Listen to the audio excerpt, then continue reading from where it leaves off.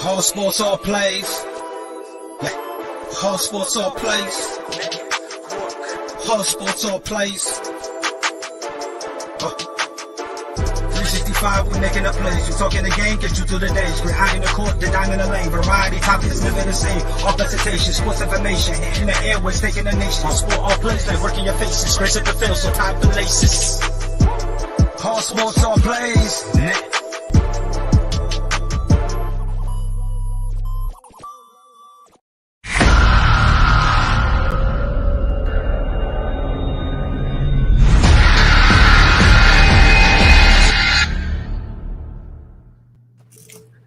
Yo, Jay McLovin, you ain't running from the ass up and you finna get, boy. Welcome to ASAP in the morning. It's your boy Pride, joined us by Dustin, Greg, Jay, and Rob. Dustin, I know you got to leave early, so hit us with your stat of the day. So no thinking today, just a funny oddity from the weekend. The quarterbacks with the higher jersey number won all their games. I wish Mac Jones had number 99 then, because goddamn, we needed that. But it was brutal. That was an interesting stat. That's an interesting stat. Yo, Rob, if you ever need any random stat, go to Dustin. This dude will be bringing up like stuff you don't even think about, bro. Like he'll be like, "Hey, yo, did you know that every quarterback who won had like pearl underwear?" Swear to God, he'll bring that up. It'll actually be true. And it's like, Dustin, how do you know? And he'll just be like, shh. So if you need any type of fact, go to Dustin. Before I move on, Dustin, how you feeling today? Doing well. Great weekend of football. Hopefully one more good game tonight before we get to the division round. Greg, I see you all kidded out. So every time you're kidded out, you on one. How you feeling today? I feel good, man. My team looked good last night. Patrick Mahomes looked like Patrick Mahomes. How about those Chiefs? And how about them Cowboys? Oh no! Oh, woo! Greg, you played the Steelers, Greg. No, Greg, you played the Steelers, Greg. Let's not get overly carried away. You played a guy who's damn near in the ground. Let's not get overly carried away. But you do have a good team. I don't give you mad problems, but let's not act like you went out there and played Green Bay. You played the freaking Steelers. By all intents and purposes, are only in the playoff because I didn't want to take the damn knee. Listen, give way, Greg. But give way. No, I'm not gonna take that away. Listen, I'm sorry. I'm salty, Pride. I'm very salty. I was dreading coming on today to the point that I got massively inebriated last night. So I thought I'd have an excuse that I wouldn't wake up today to actually face this. But yeah, hey, it's rough. It was rough, Pride. It was rough. Trust me. I know. Bro, I know. You do know, Pride. You do know. I was way worse. Like I didn't think. I didn't think. You know what? I literally prayed last night. Pride. When the game was over, I prayed. I prayed that something would just go in the direction of hiring Brian Flores like I've never prayed before. But here's the thing, Jay. I'll be fair. I just want him so. I'm tired of Mike McCarthy. He's already. Oh my God! Already, and truthfully, I never wanted Mike McCarthy. That was not the guy I wanted. I mean, if we're gonna be fair, nobody wanted Mike McCarthy. I mean, if we're gonna be fair, right? I don't know a single. I know a couple Dallas fans who don't know football, and they were screaming Mike McCarthy was gonna get him the championship. But like, if you know football, not a single person was excited about that Mike McCarthy hire. You know why though, Pride? Because it's the same regurgitated candidate that they bring in. Chan Gailey, Barry Switzer, Chan Gailey. You know what I'm saying? And then you move on. You got what? Wade Phillips. Which Wade Phillips wasn't too bad. He actually was probably more competitive than the rest of them. Yep. And then you got Jason Garrett, and then you had what's his face? Bill Parcells. Bill Parcells, just like Mike McCarthy, outlived his usefulness. But Jerry Jones he just doesn't want to go in a different direction. He just wants it his way or the highway. And I just wish he would either sell the team or just fade out into the night. Jerry. It's not going to happen. It's not. By the way, it's not going to happen. Just letting you know, I'm a man of my I word. know it's not gonna happen, but I just did it. oh Lord have mercy. I just want to let you know, you can man of my word. I did it, and I promise you, I will put up 10 things. Now, wait a minute. I thought you were a Patriots fan. Why do you got Buffalo behind there? Are you a Buffalo? I fan? made a deal with I made a deal with Yuki, right? And That's right. Okay, I got you. Made a bet, and I was so confident. I said, if we lose, I have this as my backdrop. You feel me? But you know what? Hey, Pride. And the sad thing about our game is that it was just all penalty. It was the penalties that killed them. You can't win with 14 damn penalties. There's no rhythm you can get into. Here's my thing, though. Why does the penalties? Why is it like? I mean, I'm just saying there was other aspects, but the penalties was the one that set the tone. Like the penalties set the tone for that game. Everything else. Quick question. Hold on. Before we get into there, Rob, how you doing today, Rob? I'm all good. You know, Okay. Everything is right in the world. Tom Brady won. Do I look like Anthony concerned about? But I do want to say, happy MLK Day. Yes, sir. We have to celebrate the true Kane. You know, and the reason why all of us lovely group of fellas can talk football. So happy MLK Day. Yes, sir. Yes, sir. What a guy. MLK. He is a legend, and to anybody who tries to, because listen, I've read people actually say stuff that he's why do we have MLK Day, and it's like, okay, well, why do we have fists to beat the bricks off people like you? So you know what I mean? MLK, his we keep his memory alive vicariously through peaceful violence. So do with that information as you will. By the way, before we get into the Cowboys game, do I really look at Anthony Barr? No. Thank you. No. Thank you. And you can keep saying I do look like Anthony Barr. And look, don't get it twisted. I don't take that as disrespect. Please. I'm a Viking fan, and you look nothing like Anthony Barr. Right? Okay. Because I pulled up because I was on my show and Yuki said it. I just googled who Anthony Barr was. He do look like him. I don't know, man. Oh, by the way, Anthony Price. No, I didn't switch teams. I made a bet. And yeah, I was talking about that. Yeah, I was about to put this backdrop. So I'm still a Patriots fan, but I lost a bet. Got to be a man of my word. So now let's get into this Dallas game, because here's my thing. This Dallas team all year has been the most undisciplined football team in the league. Not even close. They're a top 2 teams in being penalized and a top 2 teams in terms of penalized yardage. Why would we expect them to all of a sudden now be like, okay, let's change? Like, this is who Dallas was. And listen, and I've said this before and people get mad at me. Dallas is a good team. They're not a Super Bowl caliber team. They're not. They're just another team that makes the playoffs just because they got to round it out. That's it. That's it. Now, the only people that thought Dallas would turn it around were Dallas fans. Yes. Yep. Everybody else knew. I hate to say this, and to quote Stephen A. Smith, but it's facts. Eventually, Dallas will do Dallas things. It's just how it always goes. Why would you is that? Why did you Dallas things? It's a cultural thing, man. That culture's been like that. That's why I told you they got to go in a different direction when they hire a coach. But that's the problem. You got a new coach, right? Because before, no, you know that, Brian. Come on now. No, we talked about. No, I'm just telling you this. Like, but we need to be fair here. By the way, real quick, I'm not going to call the Patriots a fraudulent team, because the expectations for us was just to beat the Bills. That was just our expectations. I said this Friday. This was our Super Bowl. And if we lost, it is what it is.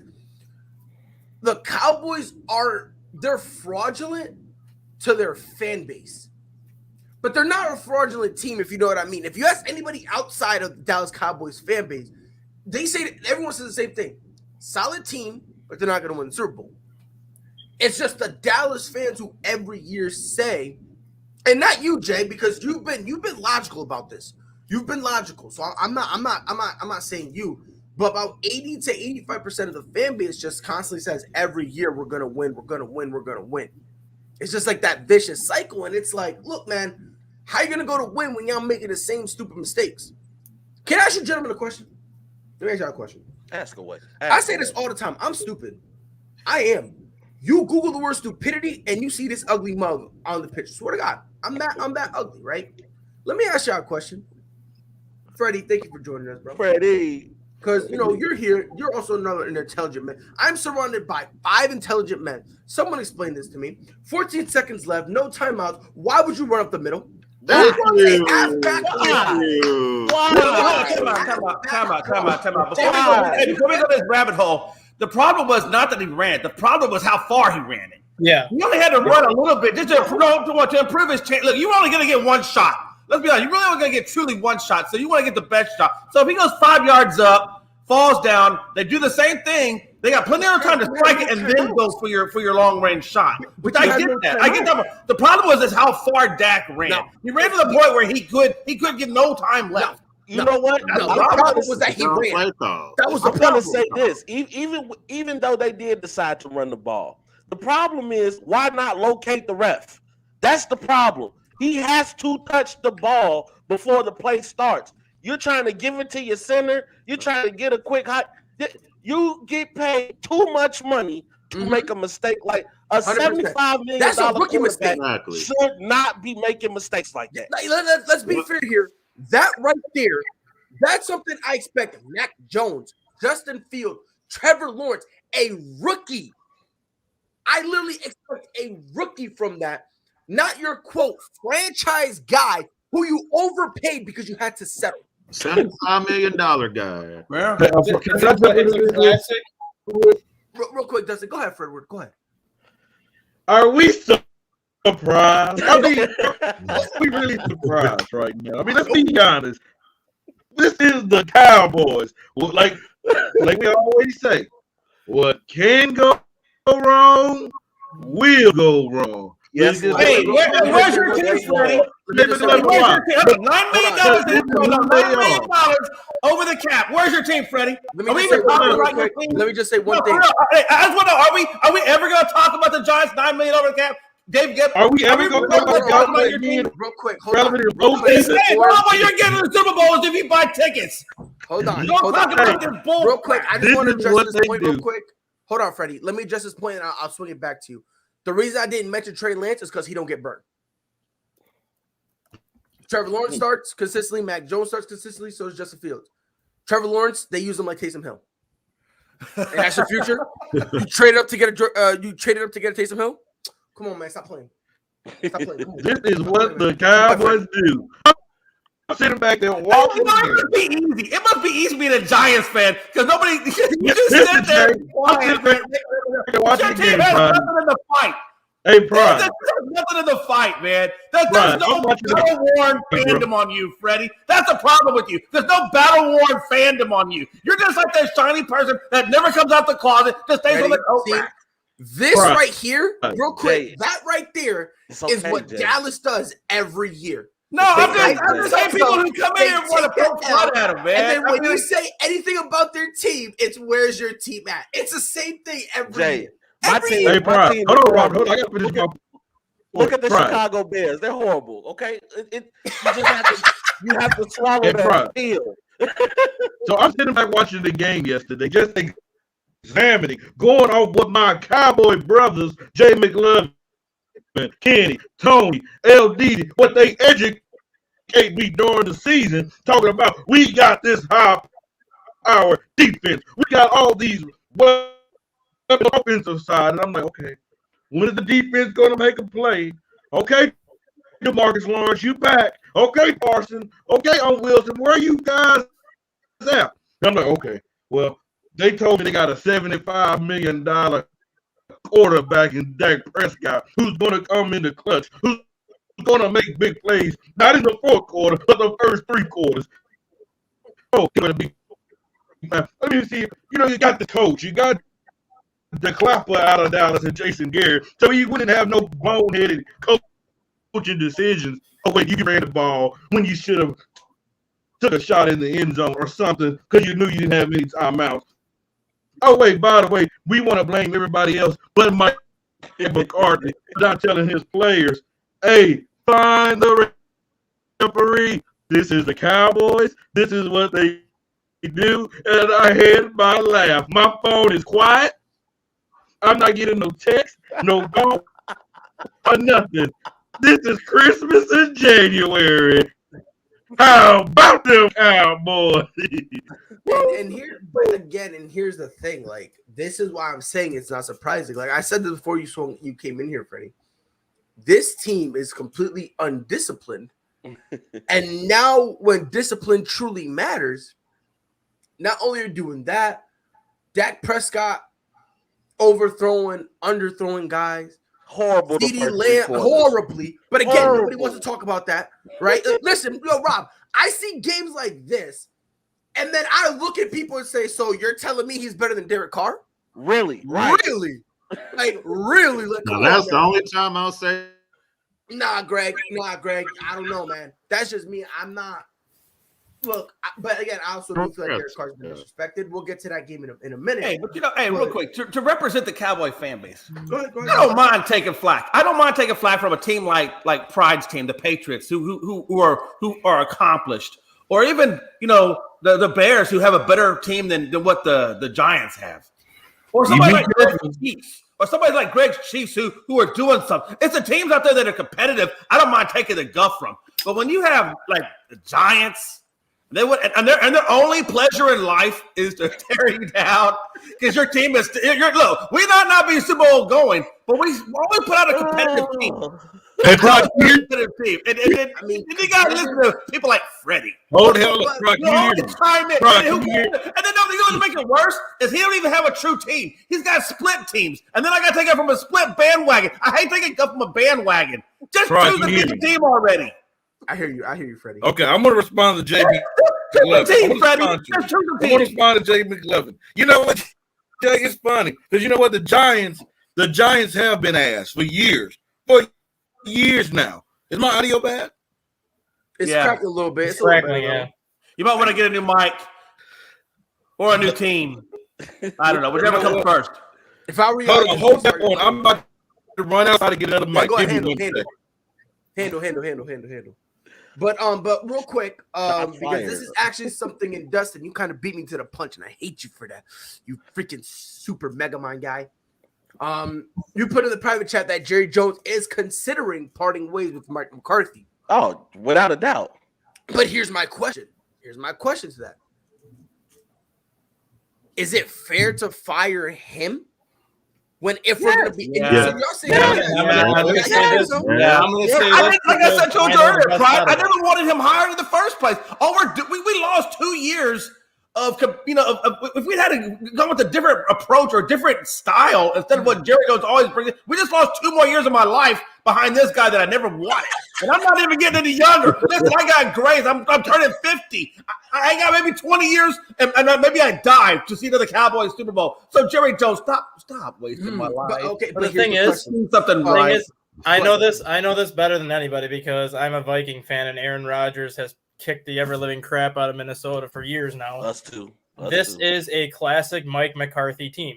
Mike McCarthy has always been a very, very good regular season head coach. Always. But he is mediocre at best in the playoffs because the same mistakes that cost his teams in the regular season come back to bite him big time in the playoffs. You can get by with it during the regular season because a lot of the schedule is against non-playoff caliber teams. But when you're in the playoffs, if you're going to commit 12, 13 penalties, that's not going to help your cause in winning. I want to know one thing, though, and I'm sure you all saw this play. The fake punt that Dallas pulled off when they got that. Pretty ingenious. That was good. How in the hell do the Cowboys get a delay of game on that when the ref did not even let him snap the ball? They were up to the line of scrimmage with 5 seconds left. Why would I let you snap the ball if it's not all letting him zeros? snap it? Yeah, because it's all zeros. Yeah, why didn't they put up the play clock? No, there was 5 seconds left on the play clock when the ref was standing over the ball.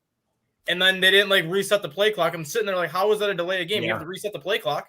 You have to give them 40 seconds, not 25. But that's the reason that they got things thrown at them at the end of the game. Yeah, if you rewatch that play, when the Dallas, or I think it was the tight end that caught that, it's supposed to go to a 40-second play clock after a first down. The play clock only went to 25 seconds. So they already lost 15 seconds before things even started. Everybody on defense and offense was lined up under center with 5 seconds left on the play clock, and the ref was Dallas literally got robbed. and the ref was literally holding Dallas on got to the robbed? ball. What? Dallas got robbed.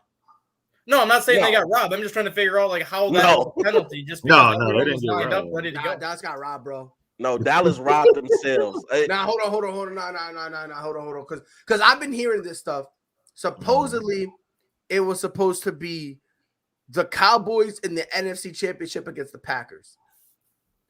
When I heard that, I was like, "You're an idiot, and you don't know what you're talking about." Just watch. I was like, "You're not even gonna get to." You're not even gonna get. By the way, if I'm not mistaken, by the way, but that whole thing, I don't think they got robbed. I don't think it should have went up to 40 seconds. Somebody fact check me on that. I'm almost positive it doesn't go up to 40. I'm pretty positive. But even then though, everybody was lined up with 5 seconds left. Like the defensive line was set, the offensive line was set with 5 seconds left on the play clock, and you can see the line judge literally like holding the football so the Dallas center couldn't snap. So on a reset from a penalty, the clock goes to 25, not 40. But it wasn't a penalty though. It was a fake punt, like a regular play. There was no penalty called, so that should have been a full 40-second reset. No, they came off a penalty. The fake punt did? Right before that, there was a penalty. They threw a flag or something. Somebody fact check me.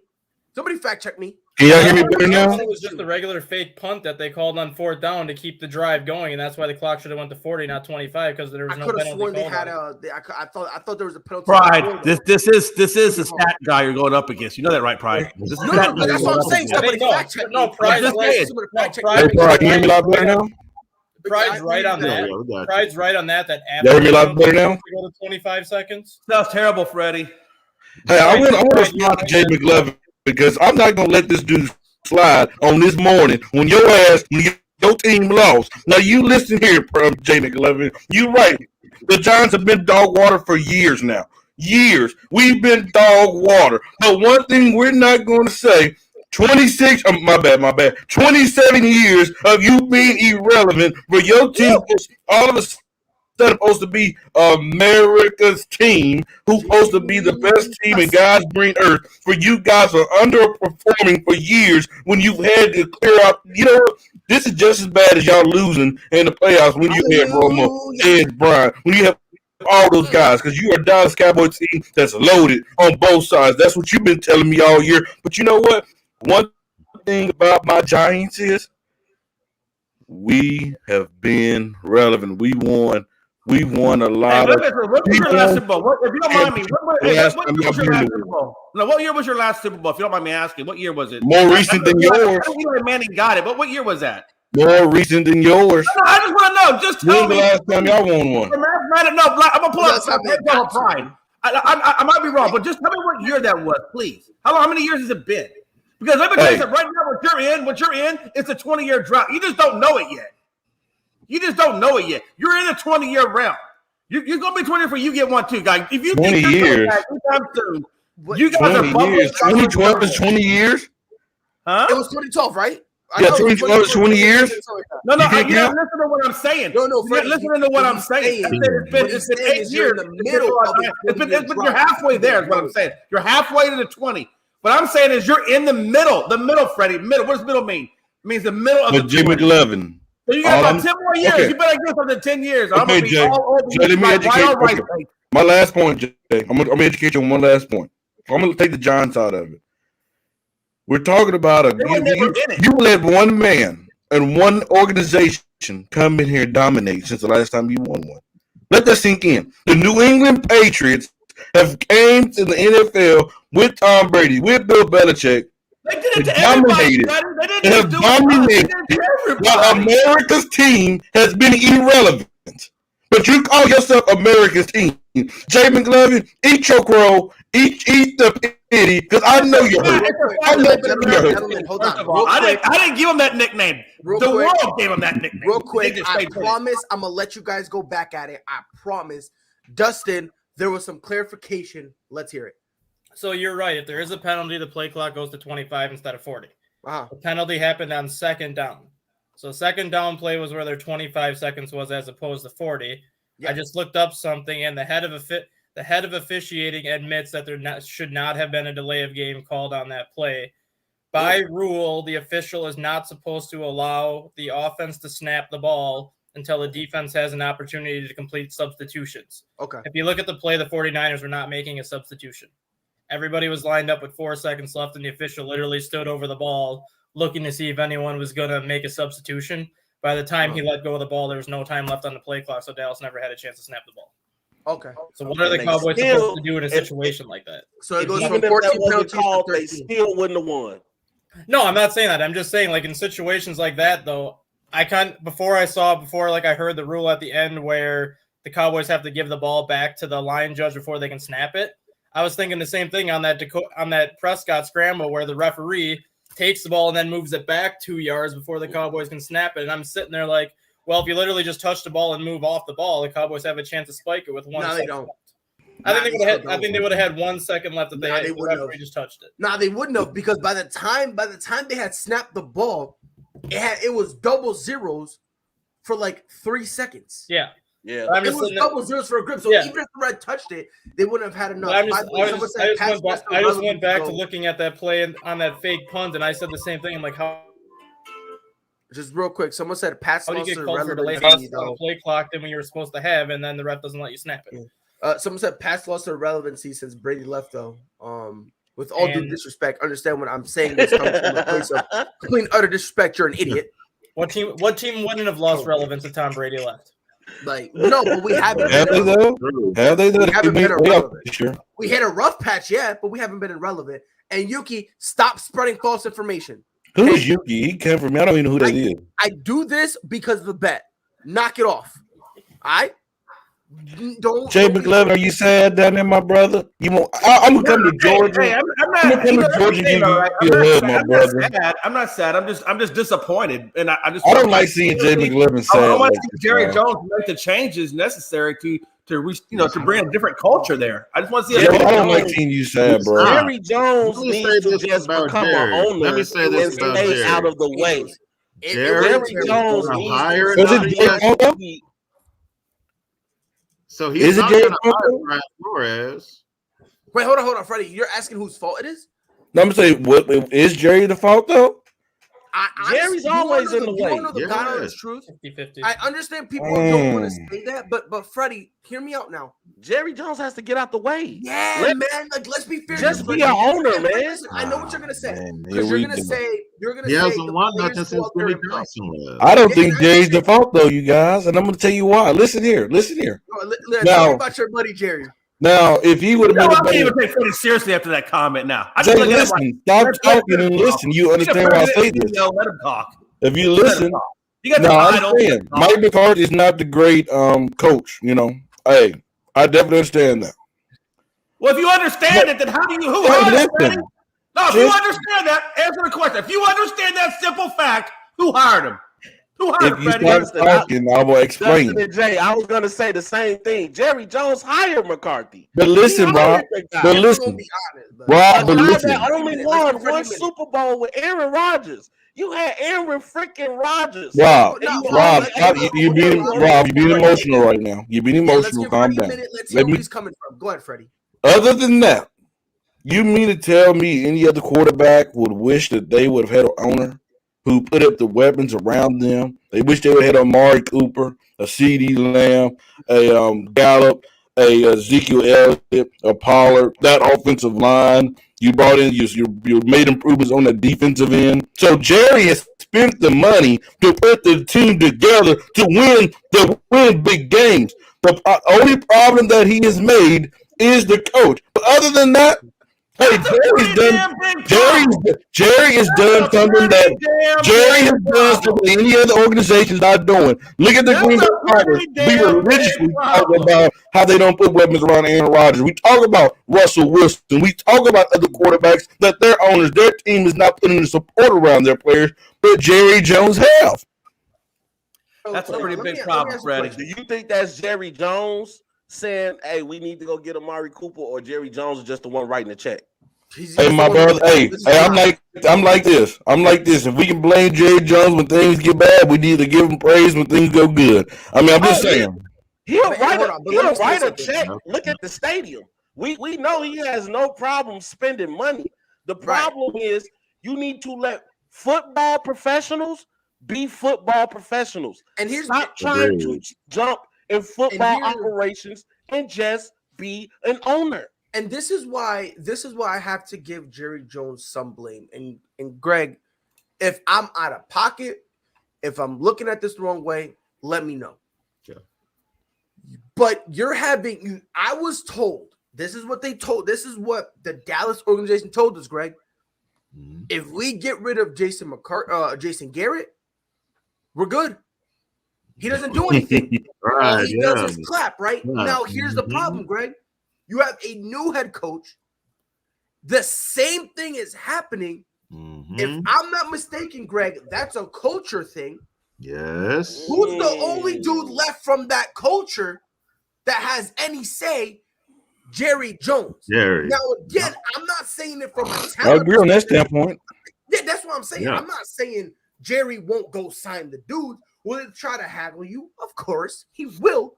But Greg, again, if I'm bugging, let me know. I'm not looking at this from him go getting guys. I'm looking at it from a culture perspective because this whole thing of them being undisciplined, Jerry does nothing except go out and complain about it for 45 minutes, and then it's on to next week. So am I out of pocket, Greg?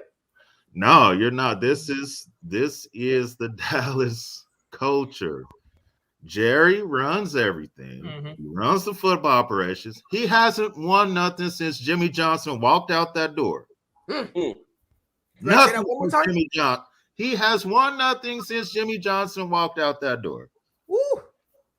And the reason why is because he'll always hire a yes man to be the coach. And it doesn't matter if they're good at it or whatever it is. It's always going to be a yes man. They get rid of McCarthy later on this week.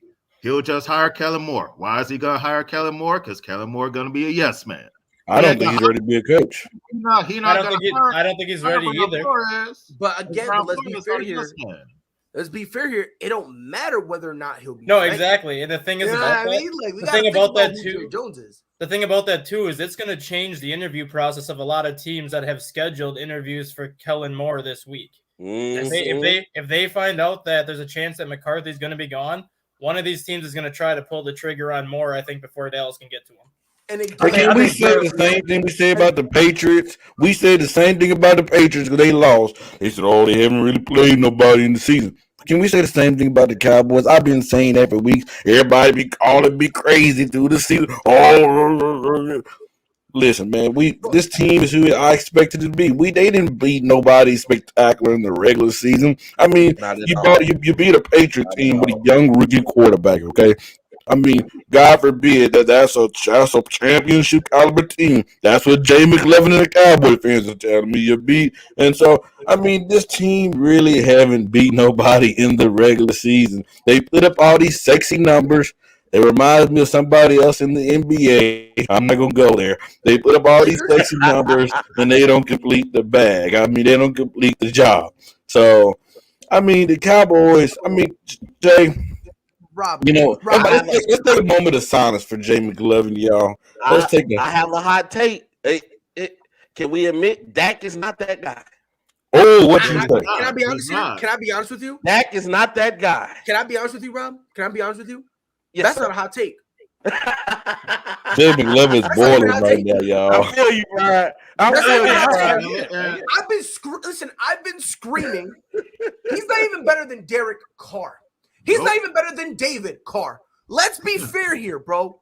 He's and listen, people get mad at me when I say this, but it's the truth. Do you want to know what category he falls under? All he is a slightly taller Jimmy Garoppolo. Just happens to play for the Dallas Cowboys.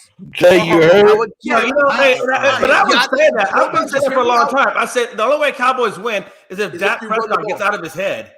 Dak Prescott's got to get out of his head. I think mentally. I don't think it's Dak. I think it's their coaching staff. Because if you guys noticed that first year, And Well, it's I'm saying- coaching staff, but I'm just saying, but that's part of the that's part of the problem. They don't have player development. I mean, I honestly, don't blame Dak. I'm gonna tell you why. I don't blame Dak. I blame this. If you look at Dak's rookie year in the NFL, what did they do? the best year he had. They ran the ball. He barely threw the ball. Exactly. They went away from that. Ezekiel Elliott, they don't really run them as much. And people almost say the opposing defense. Well, I've seen the opposing defense. Oh man, I see the opposing defense not really stop running. They just go away from it. Yo, Rob, that is a hot take. That's a hot take right there. Right there. Like that's There's muy a caliente. As Baker Mayfield. Wow. Hey, Wow. it And I'm a is Baker what it dude. is, man. I'm a Hey. Baker dude, but I'm saying Baker's losing me a little bit. He's Look, starting to lose me a little bit. before we start talking about the other teams, it just, everybody always knows with the Cowboys. Can we all agree? And Jay, I apologize, man. I understand how it feels to root for a team that just do bad things. Don't apologize to him. Let him eat his crow today. No, Let him eat that crow today. He's eating it though. He's eating it. Yeah, Credit yeah, to he's Jay. eating He's eating it. Hey Jay, do that face that Dak did yesterday with his mouth open. So let's not hop on Dallas anymore. that's all right though, Freddie. When 20 years comes for the Giants, and it will come, I'm gonna be all over you, man. I'm gonna be all over you. I'm gonna be in your nightmares, Freddie. I'm gonna be all up in your nightmares. I just want you to know. Look at the face. Because when I come into your nightmares, and you see me going before you go to bed at night, you're gonna have nightmares, brother. But you know what the difference is there between the Giants and the Cowboys? It don't matter what season. In the window. Yeah, it's gonna be me. You guys have the hype. You guys have the expectations. You guys have all that, the glamour, the beauty, the sexy, all that. And it's even more beautiful for people like me, Greg, Rob, and Pride when the Cowboys fall because it's Christmas to us in January right now. I'm sure it would be. Misery loves company. I get it, man. I do. Misery loves company. I get it. Yeah. So does mediocrity, and that's why Dallas is at home. Hey, So, Rob, that's not a hot take. They're not mediocrity. No, you can't say they're mediocrity. They are. They are. They are. They're kind of. Hey, they're not mediocre, man. They are. You seen it. That's a little bit of a stretch. Jay, can I ask you a question? They're not mediocre. I'm not going to accept that. I can accept the fact that they lost, but I'm not going to accept the fact that they're mediocre. Listen, Jay. Very mediocre. You don't have to. Because a mediocre team would have got blown out with 14 penalties. A mediocre team. They still came back. But a mediocre team alone put up 14 penalties. I get it. I'm not saying that there weren't penalties, Pride, but I'm not going to say they're mediocre. That's just crazy. Mediocre team, mediocre coach staff, mediocre owner. Just mediocre. You can say mediocre about maybe the Steelers. No. The Steelers, that's not even mediocre. That's like horrible. Mediocre, a big D. Yeah, but speaking of Steelers, obviously we see Greg all kitted out. It was a little nervous at the beginning of the game. I knew you was a little nervous, but all of a sudden, didn't get blown out like Patriots. I'm just saying. Slam that desk, Greg. Show how proud you are today. Greg, you're happy, man. You're happy. Look. Yeah, it's a good day. 21. Congratulations. Good job on you guys. Greg. Obviously, we all knew against the Steelers. I'm surprised the Steelers even put up 21. That actually concerns me, not even going to lie. But, Greg, did you see any problems with your Chiefs team during this game? Anything they need to correct before they go play next week? No. I think what the situation was they started out the game and they're like, okay, we're about to go up 35-0 and this ain't going to be nothing. And then the Steelers came out ready to play. And that was my only concern going in was I didn't want the Chiefs to take the Steelers too lightly from the beginning because things first quarter. Now, this is where the Chiefs look like the old Chiefs, though. So Pittsburgh got up 7-0. From that point on, the Chiefs went on a 35-7 run. And that looked like the old Chiefs. The scoring before halftime, it looked like the old Chiefs. Buffalo is in trouble because they're facing a Chiefs offense that's hot. McKinnon is being a X factor, coming out the backfield, catching passes. I am confident going into this game. It's gonna be a very good game. It's gonna be close, but I like my chances against Buffalo. Yes. Literally, in most of the statistical categories, the Chiefs dominated the Steelers. I'll be honest with you, Greg. I stopped watching at halftime.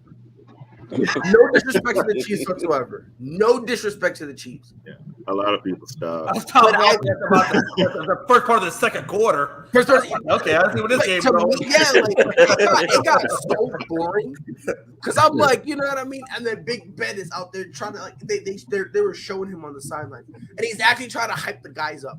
And Najee Harris looking at him like,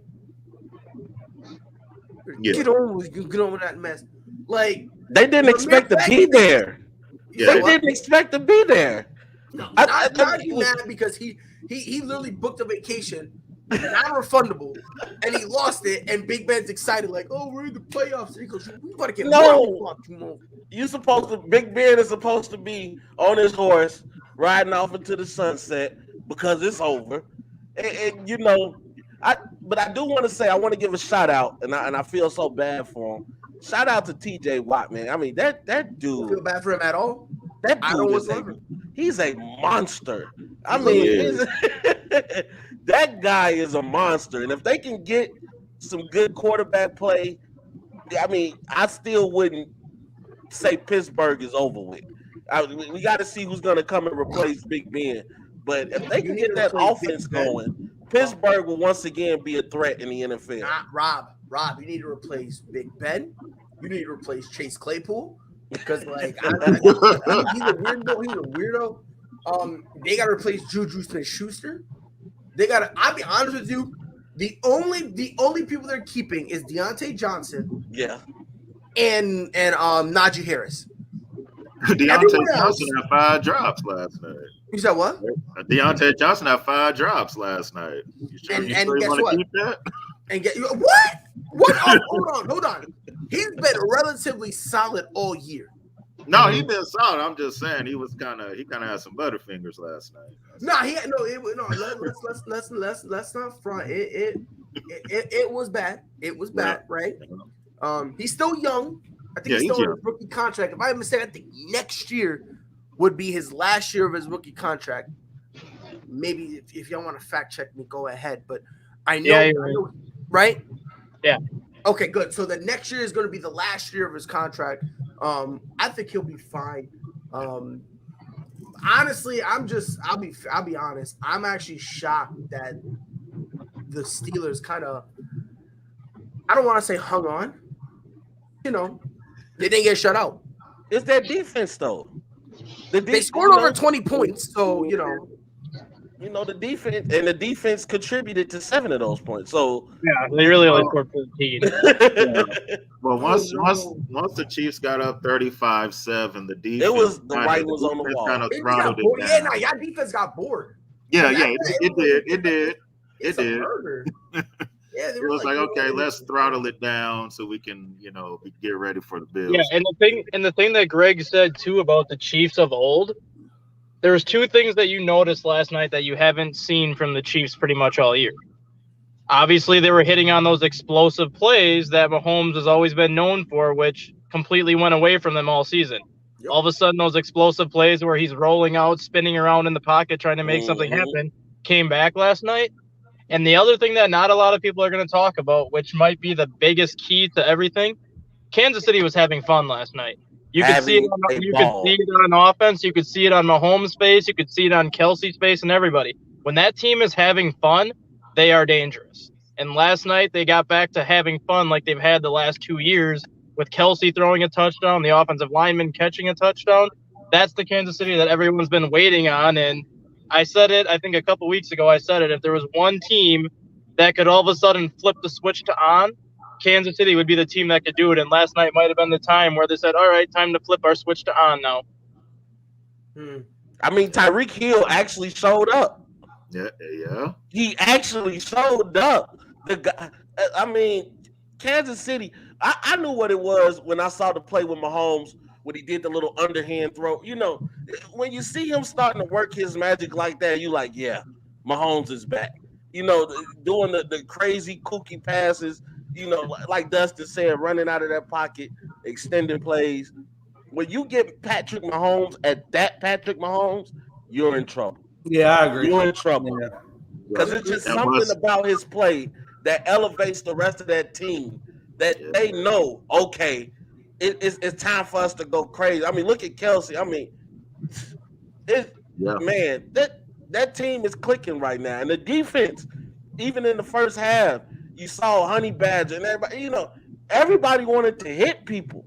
You know, and when you get a Kansas City defense to try to match the ferocity of the offense, oh, you're in trouble.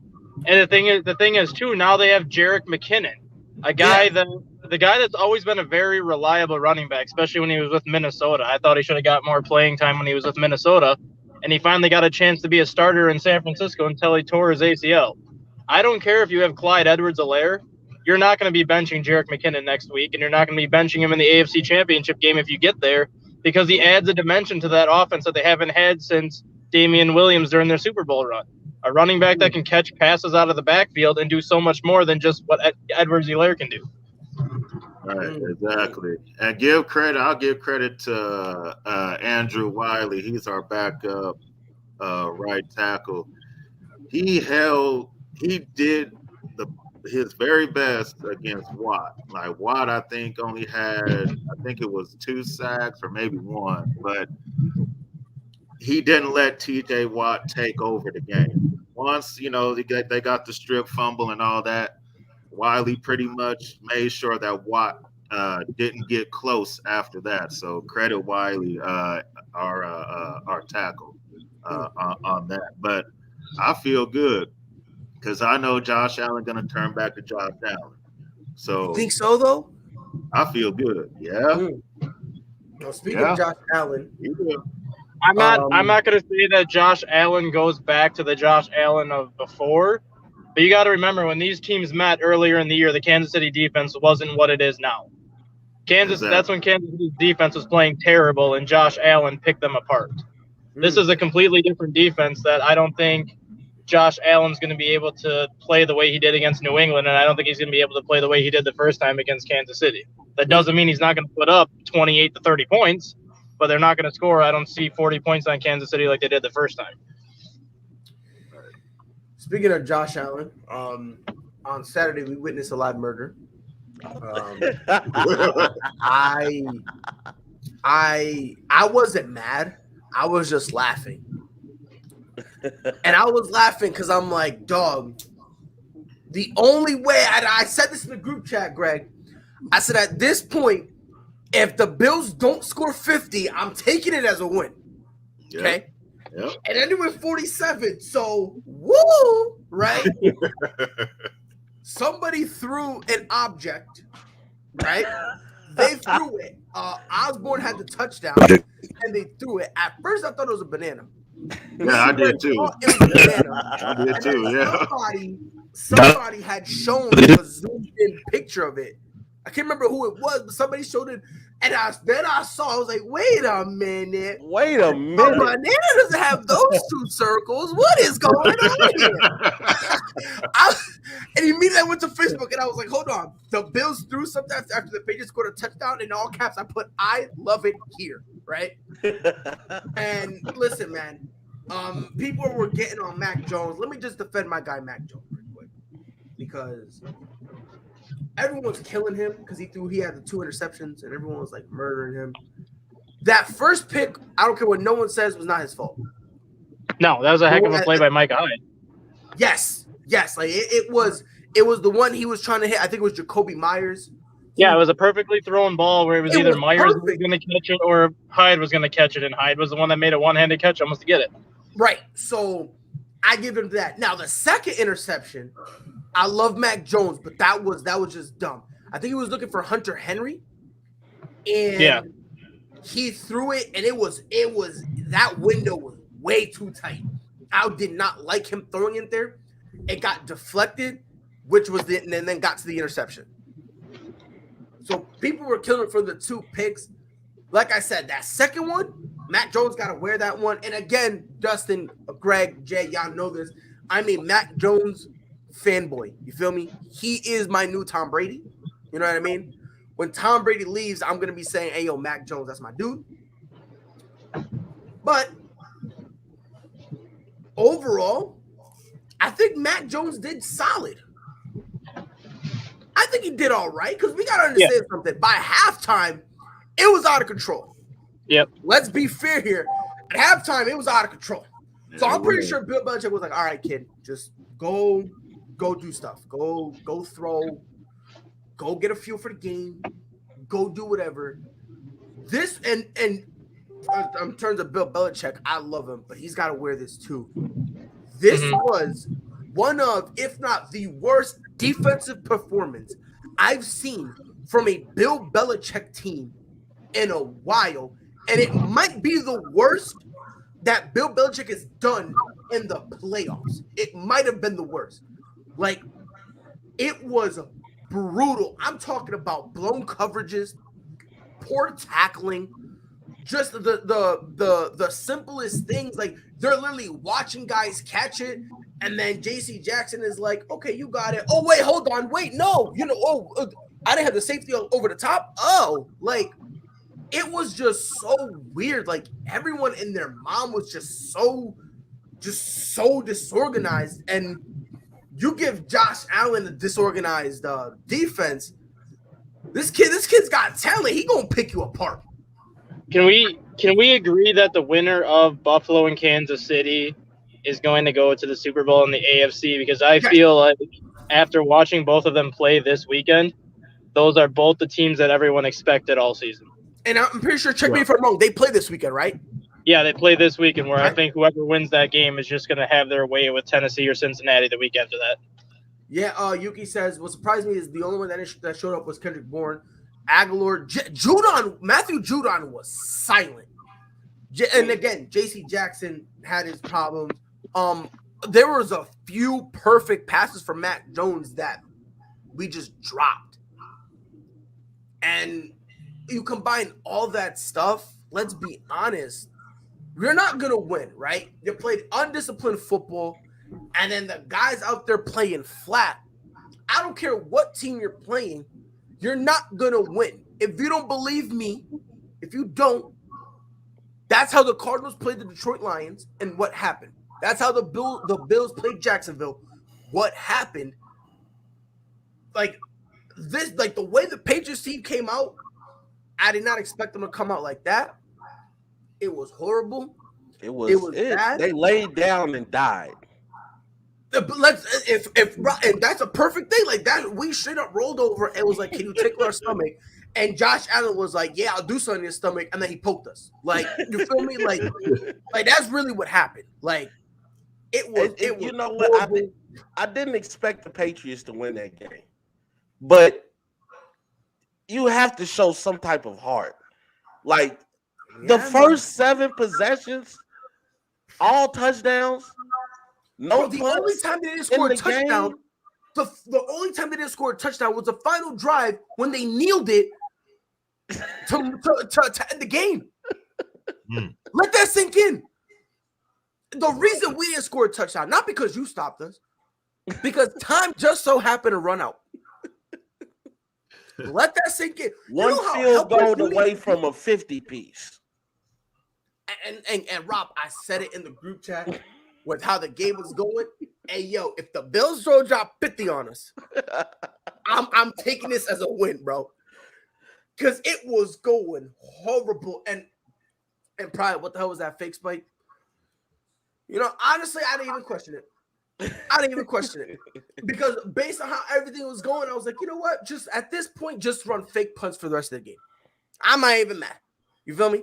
Do fake field goal. Let's just, you know what I mean? Let's just, and then on defense, engage A all the time, right? Greg, you got tight last time. You know, you got defense.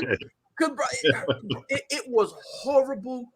We came out literally and I think what really killed us, honestly, was that first interception. Because then I kind of after that interception, I saw Jacoby Myers kind of just be like, and Mac Jones is trying to pick them up. He's trying his best. I give him credit to that.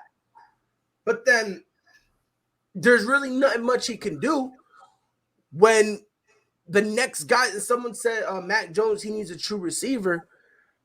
And yeah, he does. He does. Yeah, he This does. is pretty much the same receiving core that Tom Brady left. Exactly. And that's really what the only thing you did is you added Jonnu Smith and Hunter Henry and Aguilar, which I thought that was a solid pickup. I thought he'd be like the third or fourth receiver. He'll get a couple plays here and there, give him some deep balls. I thought that would be fine. But what really blew my mind, if I wasn't mistaken, I could have sworn Jonnu Smith tore his ACL or something. Because he's been a no-show because the offense doesn't have any place for the dude. I'm like, wait a minute. Y'all went and got Jonnu Smith and Hunter Henry, and the organization told us, look, we're doing this back with you-know-who and Rob Gronkowski was here. You feel me? When you know what I mean? Like, we had that lunatic Rob Gronkowski and a legitimate lunatic in Aaron Hernandez. You know what I mean? We had a dude who killed it on the field, and we had a dude that killed it off the field. You know what I mean? Like, that's kind of what they were trying to hearken us back to. And all of a sudden, they didn't want to use Jonnu Smith. And I was like, okay, he's hurt. And then I'm seeing plays where Jonnu Smith is running the route and wide open. And he's like, hey, hi, all right, whatever. I don't want to play anyway. And it's like, we got him for a reason. Was it to block? Because every time he's on the field, they run more running plays for him. And I'm like, okay, I get it. We're a run first team. I understand. But if we're throwing the ball, shouldn't we be targeting the two best acquisitions we got offensively? That being Jonnu Smith and Hunter Henry. Hunter Henry had a solid year, but Jonnu Smith was a no-show. And I've seen people blame him for it. And I'm like, let me ask you a question. How do you expect the dude to perform if he's not given the opportunity? That's the equivalent of me telling, yo, Rob, you want to eat? You say, yeah. I go, okay, and I give you nothing to eat. How do I expect you to get a full stomach if I ain't providing you nothing? Like, that's facts, yeah. It blew my mind, man. And look, then also too with Bill Belichick, you're trying to still run the same system as if Tom Brady was there. And we know the success that Tom Brady had is when you guys have a running game where you can get those play action passes in. The running game in New England, besides the cold day against Buffalo when it was a windstorm outside, it's been non-existent. It was non-existent in this game. No running. I'm not going to put the blame on Mac Jones. Mac Jones did what he could as a rookie quarterback in the pressure situation where they've had a leash on you all season. And now all of a sudden you go down and they're like, okay, Matt, let it fly. Let it fly, Matt. You haven't even given this man the opportunity to see what he's capable of. You've been trying to dink and dunk. He's not Brady. And they need to stop trying to follow that equation. There's only one Tom Brady. And here's the thing, because you said that all year we didn't really run. We're top 10 in rushing yards, top 10 in rushing attempts, and we're second in rushing touchdowns, right? So my thing was, okay, knowing all that, we'll run the ball, utilize play action, and maybe we'll have an opportunity. We didn't even get that chance. No. We didn't get the chance because, again, by the time, let's be honest, by the time we try to use that game plan, we were already getting blown out. Yeah. And we were getting blown out. Damian Harris only had 9 carries. You know what I mean? 9 carries. And it's like, again, don't get it twisted. I'm rolling deep with my team. Let's not front. You know what I mean? But we do, and honestly, we don't have that many holes to fix. Let's be fair here. I like our defense. What we need is I would say maybe another corner, and not even a guy to be the number one. Because I do like J.C. Jackson. We need a guy who defensively, when things are getting slick, when things are turning left, could bring that ship and bring it right. Like Matthew Judon, and I love him. He's a great leader, but he ain't phenomenal. Like when his emotions is down, he lets that get to him. You know what I mean? Like, and again, for instance, when we played the Colts and we almost came back, why? Matthew Judon, McCoy, all the defense, they were picking each other up and talking to each other and saying, let's go, let's go, let's go. So it's like, if we're going to go get another guy like that defensively, he needs to be vocal. You know what I mean? And vocal with his mouth, not with his strap. We don't need Nikita to leave to shoot himself to try to make a point. You know what I mean? We just need a vocal dude who can come out and say, all right, Lo, chill out, stop being punks, relax, let's breathe. And let's get Mac Jones a number one. And let's he needs a receiver. Yeah, he needs a receiver. 100%. Every quarterback needs a receiver. Yeah. And at the end of the day, 0 sacks is not going to get the job done. No. You're the New England Patriots. Show some damn pride. Yes. No pun intended.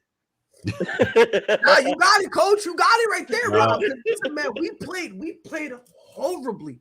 And Greg, and I said this last week.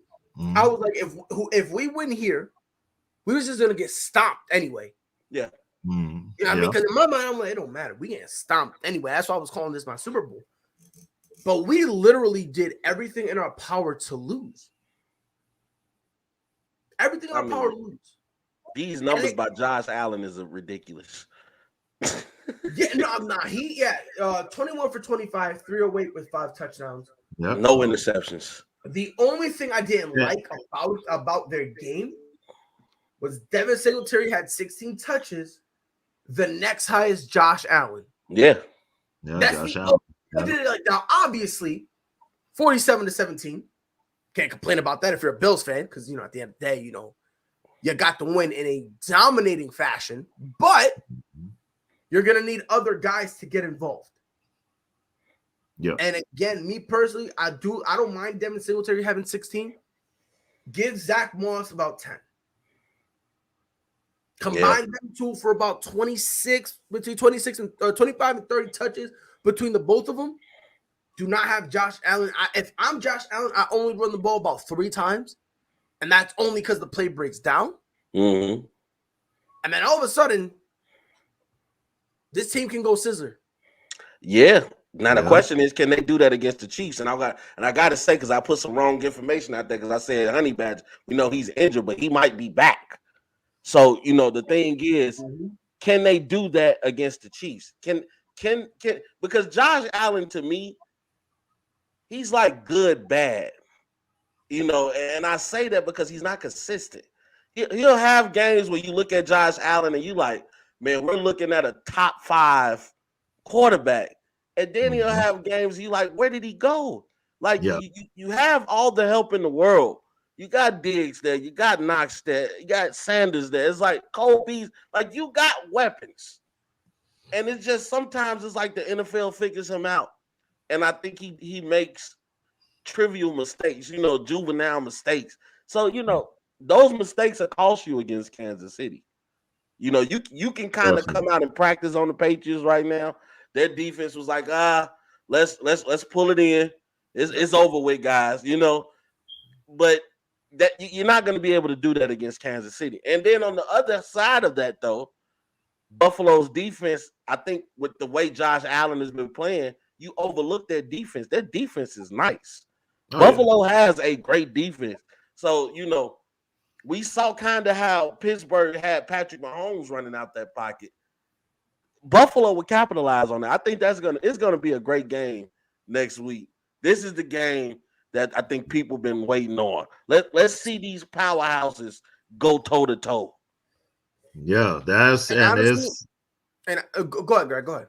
Oh no, I was just gonna say it's gonna be between, like I said, the Bills do have the best pass defense. Mm-hmm. So Eric Bieniemy versus Leslie Frazier. Woo! That's where the game's gonna come down to. It's gonna come down to that. And I'll give credit. Frazier won the last round. Mm-hmm. But I think Bieniemy is gonna win this one because as long as the Chiefs don't turn it over, Because remember, we gave it to them 4 times last time. Yeah. If we can just hold on to the ball and the defense can at least hold Buffalo to 20, we should win that game. We should win that game. That game right there. It is going to be interesting, and it's for the sake of that game. It's good that the Bills came off this performance because now we'll be able to say, the Bills should be able to win. Or I'm sorry, should be able to play like this against the Chiefs and have a chance to win, So it's going to be interesting. I got the Chiefs personally because I don't know. No one in the AFC really scares me like that outside of the Chiefs. I like Buffalo, but for all we know, maybe they go to Kansas City and just don't run the ball. and then next thing, you know what I mean? Like, and to your point, Rob, I love Josh Allen, but the problem with them is when he throws a pick, he tries to throw, and if you watch it, he throws to the same corner. That's something people don't really watch about Josh Allen. When if he throws an interception to a Stephon Gilmore, a Jalen Ramsey, Jair Alexander, to Xavier Howard, if he throws to any corner and they pick him off, his next throw is to that same exact corner because he wants to prove a point. He wants to prove a point and say, look, you got me. That's cute, but you're not better than me. Watch this. Catch this ball. Pick this ball up. Like, so it's like, and Green Yuki says, wait, he does it. And yes, he does. He actually does. If you watch it, there was the percentage, because I noticed that, and actually I was looking into it. And if you act, and they did they wanted to say it was like 87% of the time off of interceptions. About 80% of the time, he throws the first throwing play he has, he throws to that same corner. He throws to that same exact corner. It's got to be something about him feeling, I got to prove a point, which, hey, well, power to you if you can get away with it. Problem is, you do that, and all of a sudden he gets the same pick. Now what are we doing here? Or he gets a deflection. Now what are we doing? You know what I mean? Yeah. And then it also goes, what if the receivers? I love Stephon Diggs, but sometimes he's got a case of the butters. Yes, he does. Sometimes has a case of the butters. When your receivers just can't catch the ball, you need to be able to fall back on something, not just Josh Allen running the ball. Yeah. You know? So it's going to be interesting. I hope the Bills can keep this dimension to them. I hope so, because if they can, it's going to be a heck of a game. T, how you feeling? What's up, T? What's going on, How about them Patriots? We got smacked bad, bro. We got smacked. You just missed it. I went on my host soliloquy. We got destroyed, dominated, murdered, beat up, crucified, assassinated. It was horrible. We look like JFK. Like, I will say this, and we were talking about this pre-show. That was angry Buffalo. That was 20 years. That was abusive Buffalo. That was abusive of getting dominated in your division. That was revenge at its sweetest core. I mean, Buffalo played like they were pissed at the pay. Like they were part of this 20-year journey in which they have not been able to get over this hump called the New England Patriots. I mean, you want to talk about ass whooping. That was a good old put you across my knee. Did I tell you to stop talking? It's worse. It's worse, bro. They left bruising. They left cuts. Listen, the builder, the Patriots, like how my stepdad used to do to me. It was brutal, bro. It was tough to the point that every time I say stop, I get hit for 3 more times, right? And that was the Patriots were like, no mas. And Josh Allen was like, huh? You said what? Another touchdown. You said score another one. Yeah. They were like, yo, Josh Allen, relax. Don't tell me to relax. 4th touchdown. Yo, Josh Allen, breathe. Oh, breathe? Guess what? Die. Another touchdown. Bye. What are we doing here? I guarantee if he had like 30 more seconds, I guarantee you he would have tried to score it again. No, he was going for 50. They wanted 50. They They wanted that. wanted 50 on New England, and they told Bill They Belichick, want that 50. take this L with you. Yeah, they want that capital L. Matter of fact, no, don't even take an L. Take the word loss. You taking the whole word. You're taking the whole word, bro. All caps. Write it down. Keep it in your back pocket. You feel me? And anytime you think about us, pull out that index card and look at it. That's what we gave you. That's what we did to us. That's what we did to us. But now that we got T here, Tampa Bay. Yes, Lord. They beat the Eagles 31-15. Goat talk. I had people tell me that the Eagles had a chance. And mind you, I like me some Jalen Hurts. Let's not get it twisted. I like him, right? But he ain't no Thomas, Edward, Patrick, Brady Jr. He ain't that man. He ain't him at all. No, he's not. I done tell people, stop playing with the man. Oh, but he old. Stop playing with the man. He can't do it no more. He coming off an MVP caliber season. Stop doing that to the man. Oh, it doesn't matter. T, am I bugging? Because I feel like 31 was too low.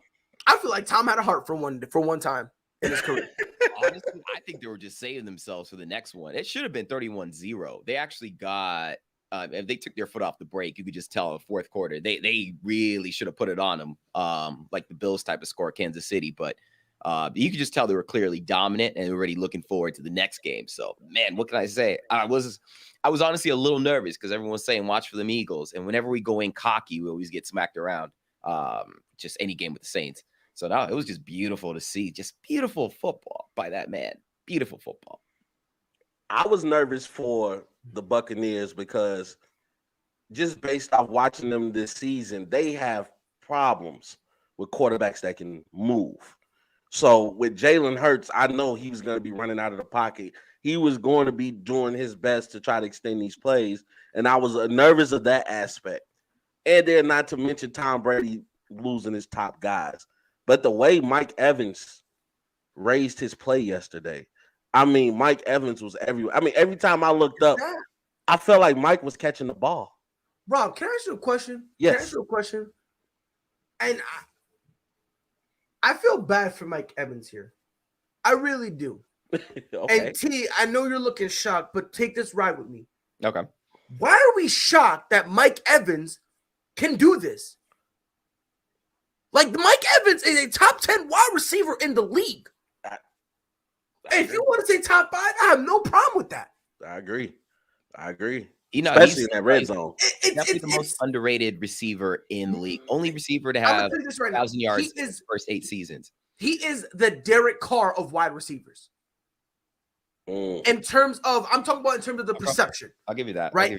A guy who performs, a guy who needs to be respected, but for some unknown reason, people don't care about him.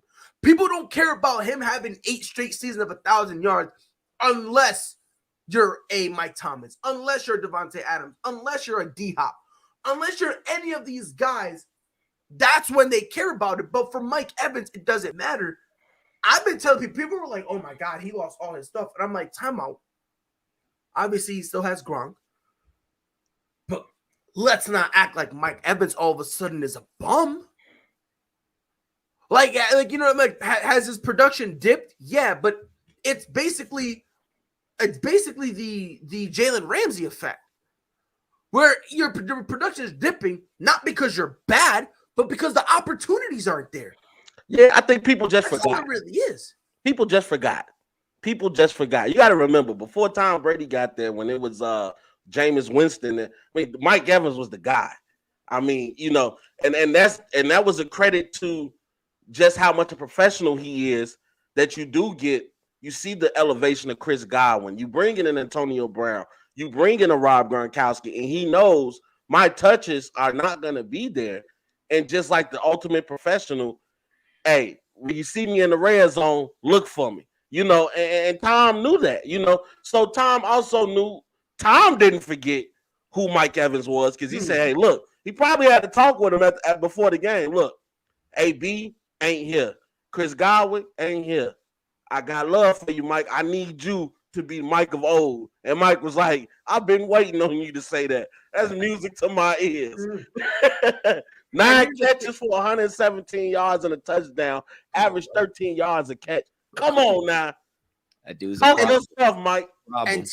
And T. This is kind of people said that the Bucks would have no type of run game. That's what they said, right?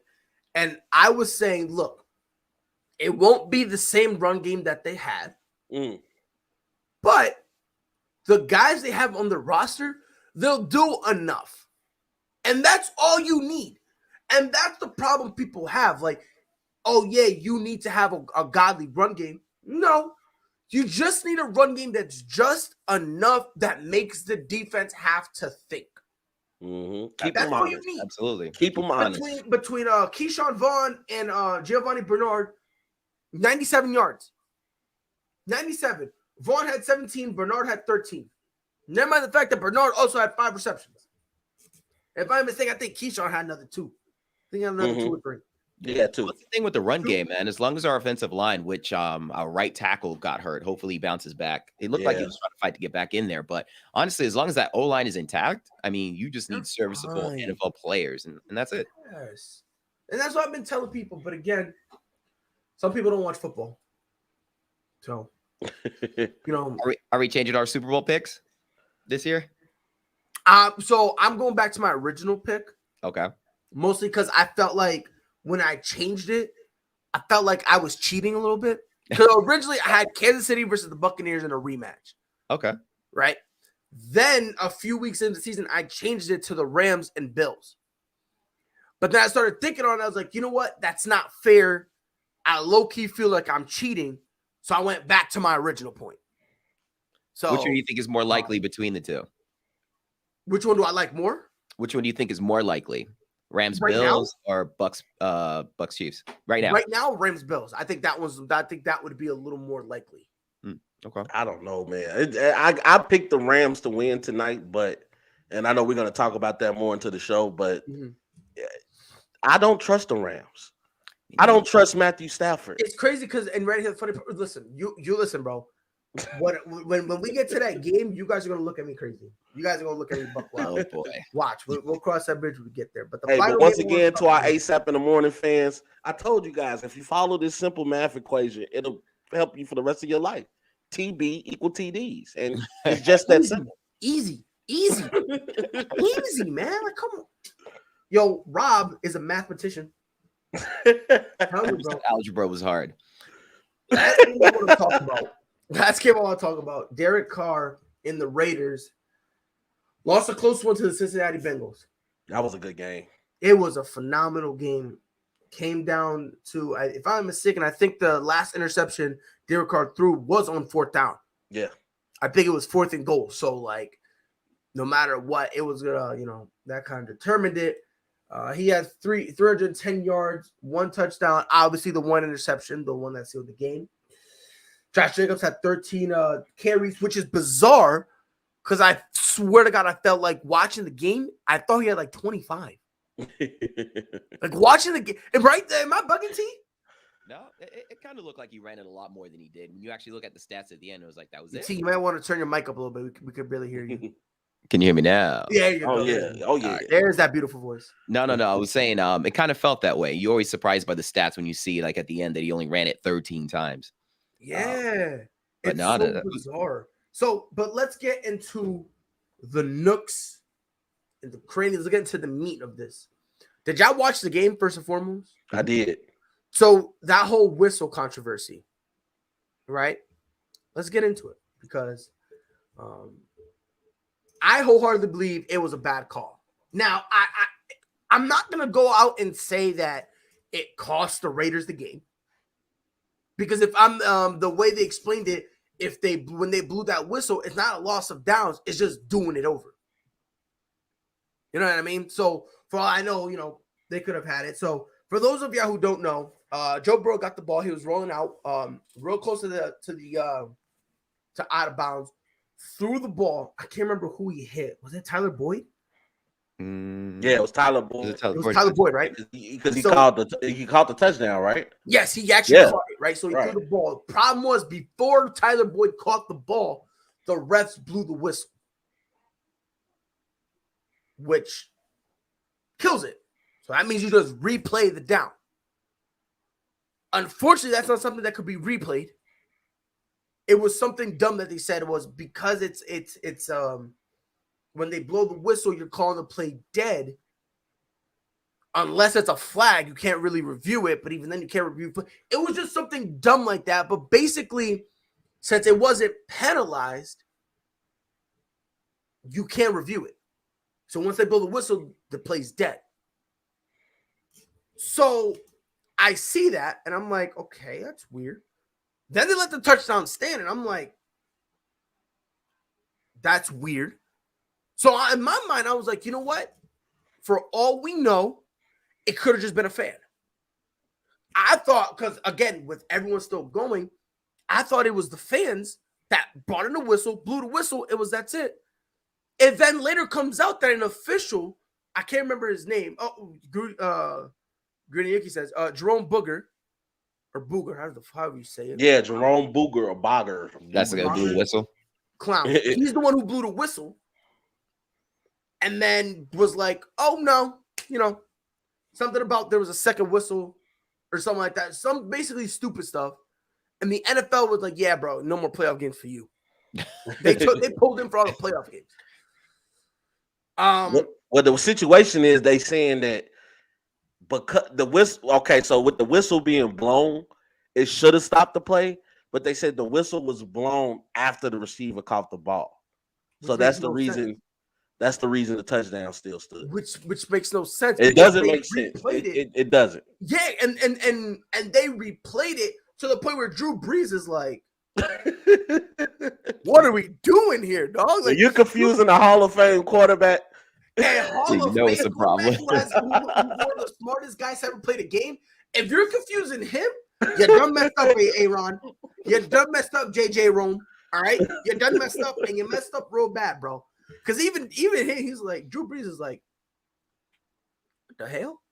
It was bizarre. Because it didn't make sense. It didn't make sense. Yeah. Wait. And the Rams that because of the Rams and Saints controversial TD call, isn't every touchdown supposed to be reviewed? I think that is to the discretion of the officials. Yeah. Unless you see something that basically got to be the vicinity of it. You know what I mean? Like we know that but for most part, it was clearly a touchdown. The problem was the whistle. Exactly. That was the problem. Exactly. It wasn't his positioning or anything. It's not like he went out of bounds and came back in. It's not like he was hugging the sidelines. It was just he was there. The problem though was the whistle, right? And I got into an argument with a Bengals fan in our group chat. You guys probably have seen it. I was saying, dog, that's a bad call. And he's just saying, oh, be mad. And I'm like, it's not really be mad.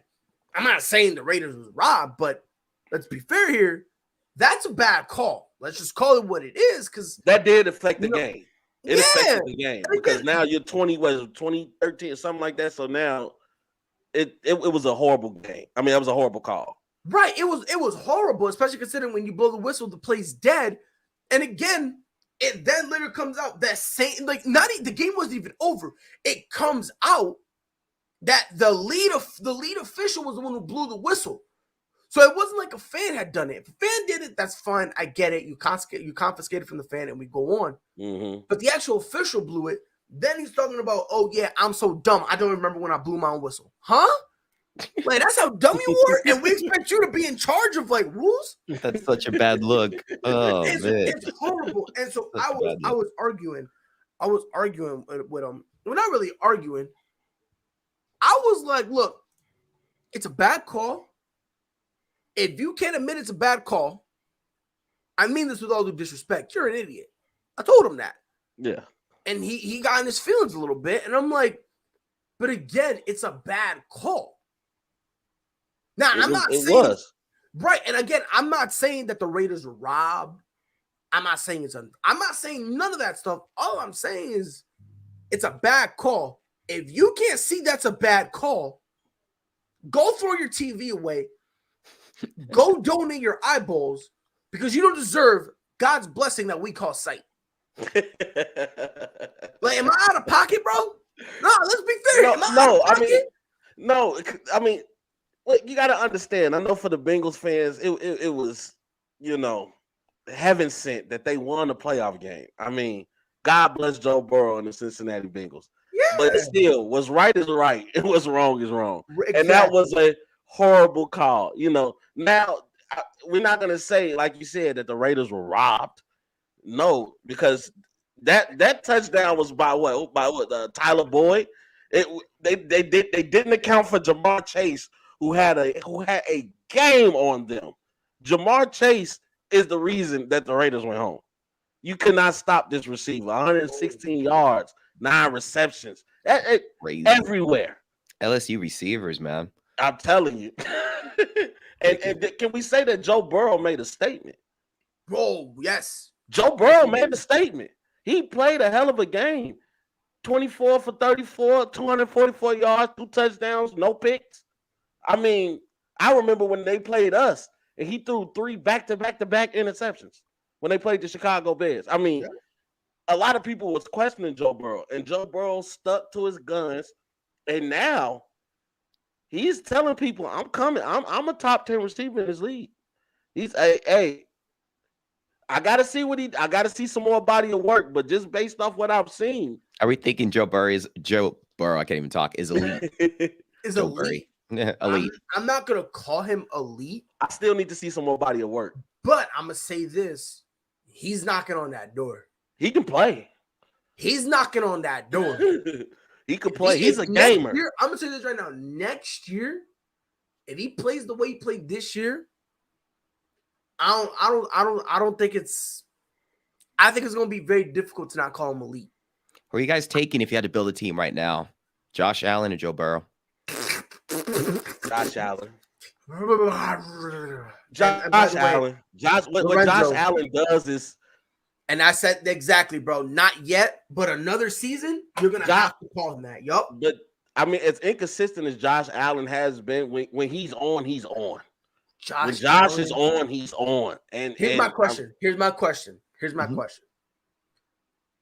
Do we have a run game that we utilize? Ooh, yeah. Let's say for both, we do have a run game. So yeah, Josh Allen. Josh Allen. I think I'm leaning towards Joe Burrow. And I'm not mad at you for feeling that way. Joe is accurate. Joe is accurate with the ball, and he can fit those balls into tight windows. I like Joe Burrow, but Josh Allen fits the mold of today's quarterback.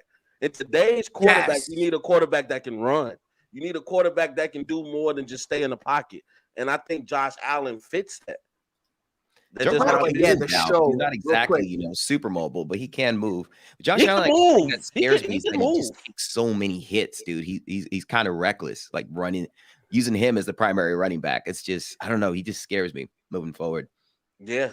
Well, he might just be one of the crazy guys that like to get hit. This dude Lorenzo, he asked a very interesting question. All right, what's up, Who Lorenzo? would you want if each respective quarterback had to give up their number one option? So no Stephon Diggs for Josh Allen, no Jamar Chase for Joe Burrow.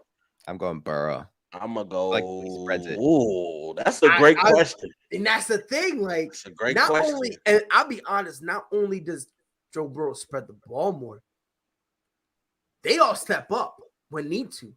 Tyler Boyd has had a few games where he's been, lit. CJ Uzomah, a dude that not a lot of people talk about.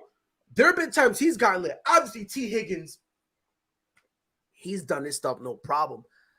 For me, I'm gonna go Joe Burrow only because I've seen games where Jamar Chase only has 2 targets. I've seen that, and does Buffalo still have Dawson Knox? Don't get it twisted. I love me some Dawson Knox. Let's not get it twisted. Love me some Dawson Knox. I had him on my fantasy. That's my boy. I rocks with you. But now, let's be fair now, dog. How many times has he actually really carried the load? In the playoffs. No, in general. How many times has he ever really carried the load? I've seen T. Higgins do it. Yeah. I've seen Tyler Boyd have a couple games. So just based on that fact, I'm leaning towards Joe Burrow But I'm not pretending like the wide receiving core for the Bills is horrible. I'm sticking with you, Josh. Say again, Rob? Say that one more time, Rob. I couldn't hear you. I said I'm sticking with you, Josh. And you know what it probably is? I'm probably just mad that he beat the bricks out of my Patriots. I'm probably still mad about that. I'm probably salty. You know what? I'm going Joe Burrow all the way now. Josh, I'm sticking with you, Josh. I still have people telling me Josh Allen isn't good because he hasn't had a signature moment. That one. No, this doesn't count. This doesn't count. That counts. No, this doesn't count as a signature moment. Why? Because it's not in the Super Bowl. Oh, wow. They moved the line for Josh Allen so much. He needs to have a signature moment. He has a great game in the regular season. That doesn't count. He needs to be in the playoffs. Then he has a great game in the playoffs. Doesn't count. It's got to be in the AFC Championship. Then he has a respectable game in the AFC Championship against the Chiefs. That doesn't count. No, I will say this though: if they don't make it to the Super Bowl, I wouldn't call it a successful season for Buffalo. I expect more. I expect more. Conference. I expect more. You win your division. The Patriots are no longer a threat to you, at least for right now. So right now, you have to take advantage of this. Your defense, top 10. You got a great offense. This year, you have to at least make it to the Super Bowl or at least the AFC Championship game. Remind me real quick, guys. How does it line up as far as the AFC? Bills are playing who next week? Chiefs. The Chiefs. Oh, yeah, they're playing the Chiefs. So right now, Bills play the Chiefs. In the divisional round, the Bengals play the Titans. The Niners play the Packers. Bills play the Chiefs, and then the Buccaneers either play the Rams or the Cardinals, depending on how that game goes. And I don't trust the Titans. The No, Bengals should beat the Titans. Bengals should beat the Titans. If Derrick Henry comes back, maybe. But still, that's a Jones fracture, and you've been gone for weeks. I don't think you can play the same way. I don't bring if I'm running this Titans team, I don't bring Derrick Henry back. I don't bring him back. I don't. I'd rather be safe than sorry. And I'll see you next year, brother. Because even if you beat the Bengals, you're not beating the Bills or the Chiefs. It's not happening. Well, they beat them though, right? In the regular season. It's the playoff time now. It's true. Man, I'm excited for this Bills-Chiefs game. Lorenzo says Henry will only be back for the Super Bowl if they make it. But here's the thing. You need to have him play a game before so that way he can get his feet wet and he can get back into the swing of things. Yeah. So let's say you want to bring him back for the Super Bowl. He's going to have to play in the conference championship. He has to. He's going to have to do that and get about 15 touches so he can get things back under him. He has to. You know? I don't think the Titans without Derrick Henry can score enough against the Bills or the Chiefs. So the Cowboys tied the NFL record for the most penalties in a playoff game, and you know how many penalties the Cowboys have in total? 127. How are you a Super Bowl team? Oh, I got the easy answer to that. Because people who are a Super Bowl team are idiots. The people who had them penciled in or penned in to play the Packers in the NFC Championship game, they have absolutely, positively no idea what they're talking about. They don't watch football. They just watch the highlights that the NFL puts up on YouTube and then pretend to know what they're talking about because they go to ESPN, rip off their articles, and they got the nerve to pretend they know what they're talking about. But then every single time when they're wrong, they got this surprise Pikachu face talking about, oh, how am I wrong? Because I know what I'm talking about. Nah, fam, you're a moron. You're an idiot in the wrestling world. You're what people call a mark. Please, like I said before, throw your television out. God has ruined the intention of sight by giving it to a moron like you. So please go home, go to your room, go in your closet, close it, go to sleep, enjoy the darkness, and don't bother anybody ever again. If you thought Dallas was going to win the Super Bowl or make it to the Super Bowl, like, come on. That's cool. I did expect them to win. You can't really call yourself a Cowboys fan. Wait, hold on. See, you expect them to win you expect them to play No, not a Super Bowl. I expect them to win at least one playoff game the way they were playing this year. I can't do it. Did you throw T out? I threw him out. I had to. I can't do it. Putting time out. I can't do it, man. Wait. You telling me you both picked the Niners before the game? Yes, I did. 110%. 110%. You can go watch my show, Rob's 2 cents. Hey, shameless plug. Rob's 2 cents, YouTube. I'm everywhere. I picked the 49ers to beat the Cowboys because the Cowboys outdo They And by will the way- always do cowboy things. And real quick. Hey, yo, Yuki, on my show, the Private Six Podcast, Yuki watches my shows. Why? Yuki, did I not pick the Niners over Dallas? Just do me that favor. And if you don't believe me, I was literally on a show. When was it? I was on a show a couple days ago. And I had picked the Niners. And in the group chat that we had, I picked the Niners. And I was screaming Niners the whole time. And nobody listened to me. Nobody wanted to. And I'm telling people, look, this Niners team is solid. Deebo Samuel is a problem. Dallas loves penalties. They're undisciplined. And I was asking people, do y'all expect all of a sudden them to come in the playoffs and go, all right, here we go? Like, is that what y'all expected? Because if y'all expected it, y'all dumb. And I'm gonna play the role of Dustin. Y'all dumb. I'm gonna play the role of Dustin right now because I have my TV on Undisputed, and they have a heading up there that says Cowboys are the only home team that's lost in the wild card so far. That tells you about Dallas. Is it bad that I feel bad for Cowboys fans? Like, I don't like Cowboys fans, but I legitimately feel terrible for them. No, like, I don't. damn. I don't because they bring it upon themselves. They bring it upon themselves. First round. Let's be fair here. They bring it upon themselves because every year they say we're legit. Every year. They say the same thing every year, and it's the same thing I say again. You're an idiot. And I mean this, understand, and T, Rob, please understand, I mean this with all due disrespect. If you thought Dallas was going to do anything, you're either extremely biased, an idiot, or both. One or the other. I'm gonna take the latter of them. Steve, final answer. Let's be fair here. They're an undisciplined team. And I've said this before, and everyone gets mad at me. This is an okay team. They're a solid team, but let's be fair here. They're closer to the Eagles than they are to the Super Bowl. Let's be fair here. Let's be fair. No, you're right. You're right. Let's be fair here. All Dallas is a team to get in the playoffs just because there's a spot open. That's it. Let's be fair here. That's what Dallas is for, right? You heard it here first folks. But here's the thing, Rob. I've been screaming this for a while now. And I'm telling people this, and nobody wants to listen. I always get labeled as a Cowboys hater, but I'm like, look, I don't hate Dallas. I don't hate the Cowboys. They're not my team, so I don't go one way or the other for them, you know? But let's be fair here. Dallas is the one team you're not allowed to criticize because then you're a hater. But there's so much stuff I can criticize for. Like, let's be honest here, bro. And I said this earlier, T.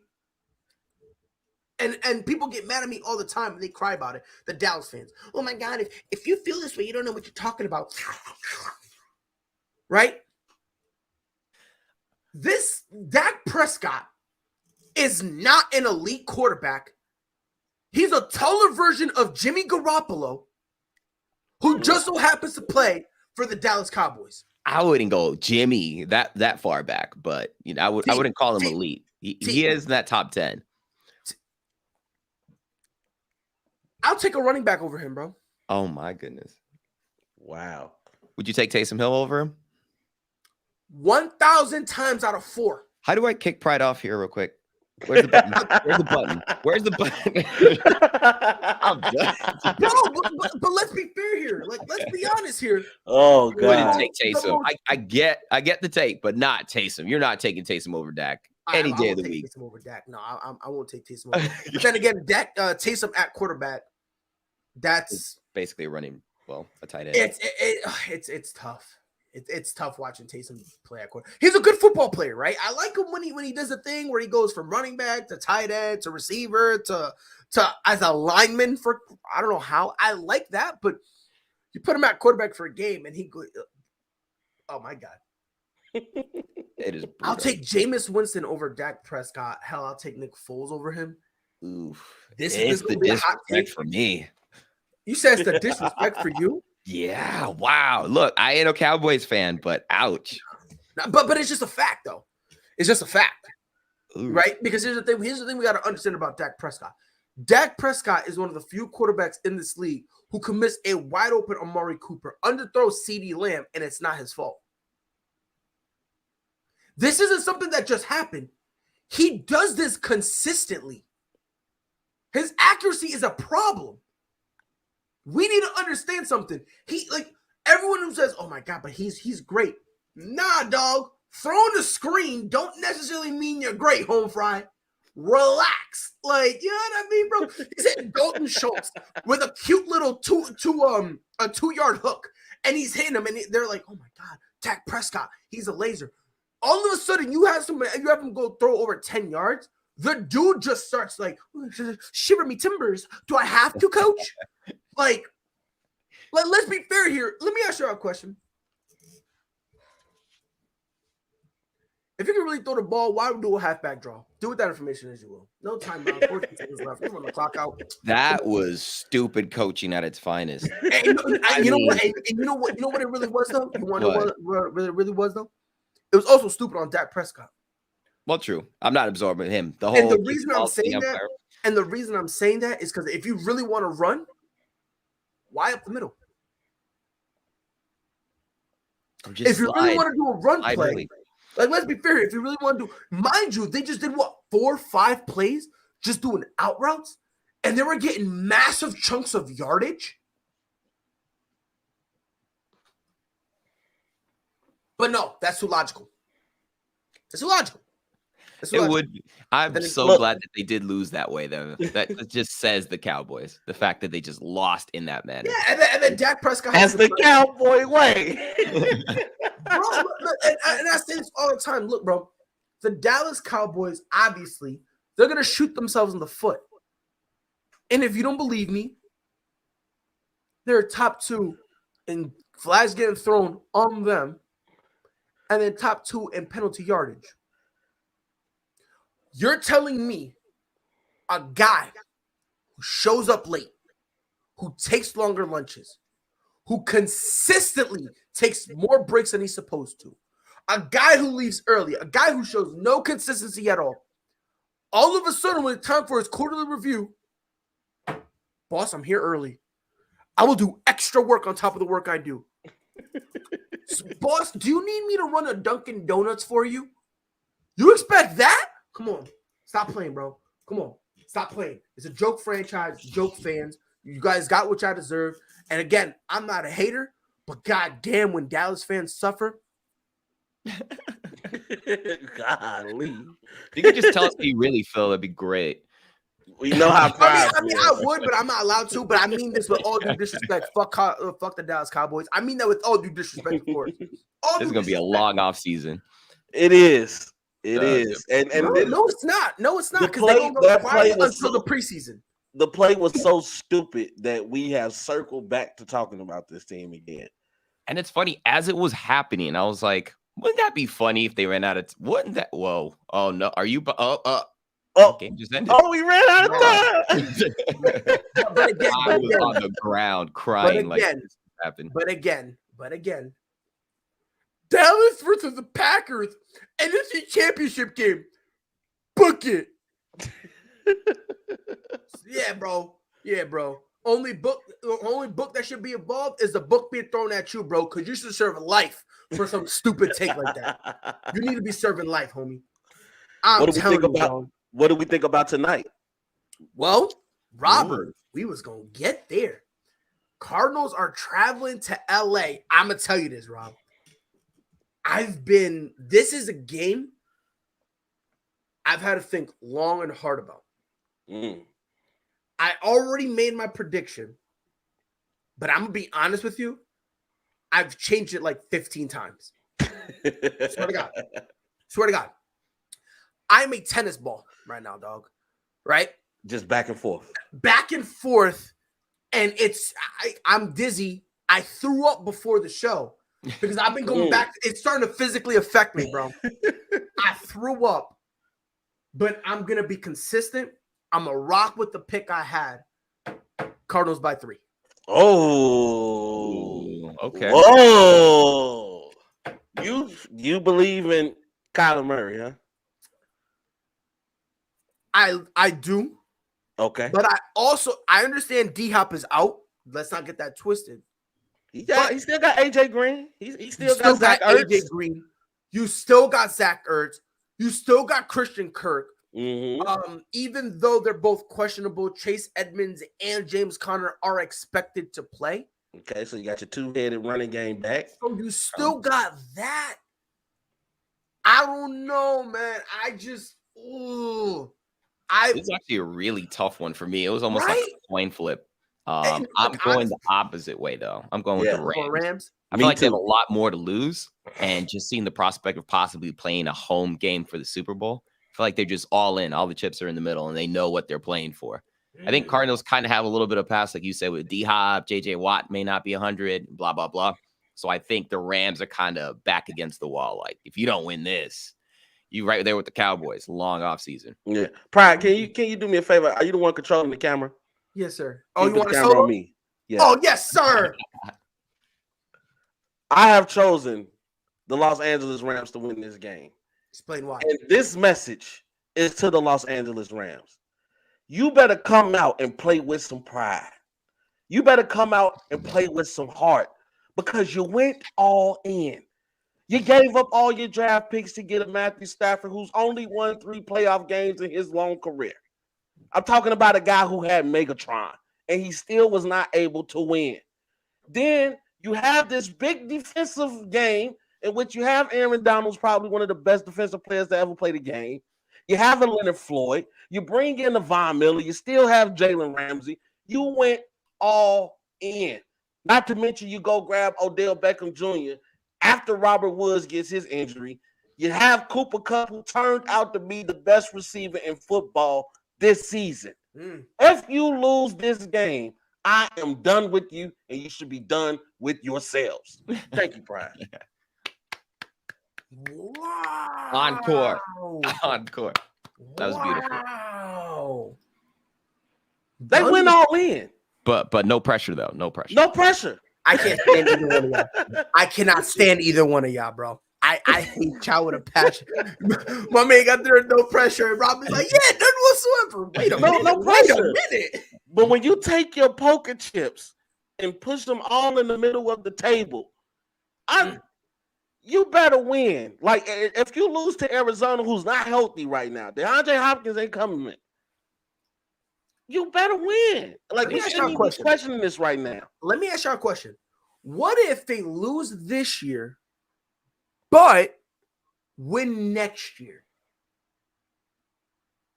Does that kind of minimize it a little bit, or is that still not enough because you should have won it this year? Winning cures all, right? So if they win, great. But their odds drop every single year because they are an older team. And teams get older. Better and better. They're an but older that's team. what me personally, I always believe if you have an important new piece, you statistically speaking, the second year is better. Because you're there, you're not having a better feel for it. You're building chemistry.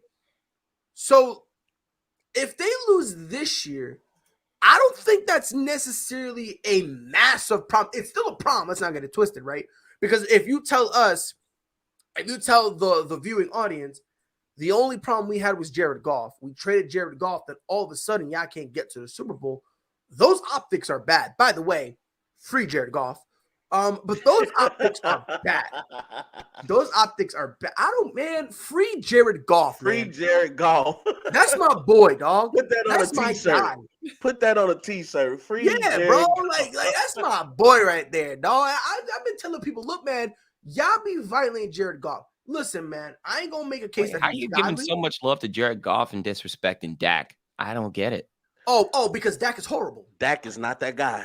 Jared Goff made it to a Super Bowl. Thank you. Jared Goff made it to a Super Bowl. Before you say anything, I understand that that Jared Goff did not carry the load. I'll give you that. I'm not going to argue that, but he did his part. He did his part.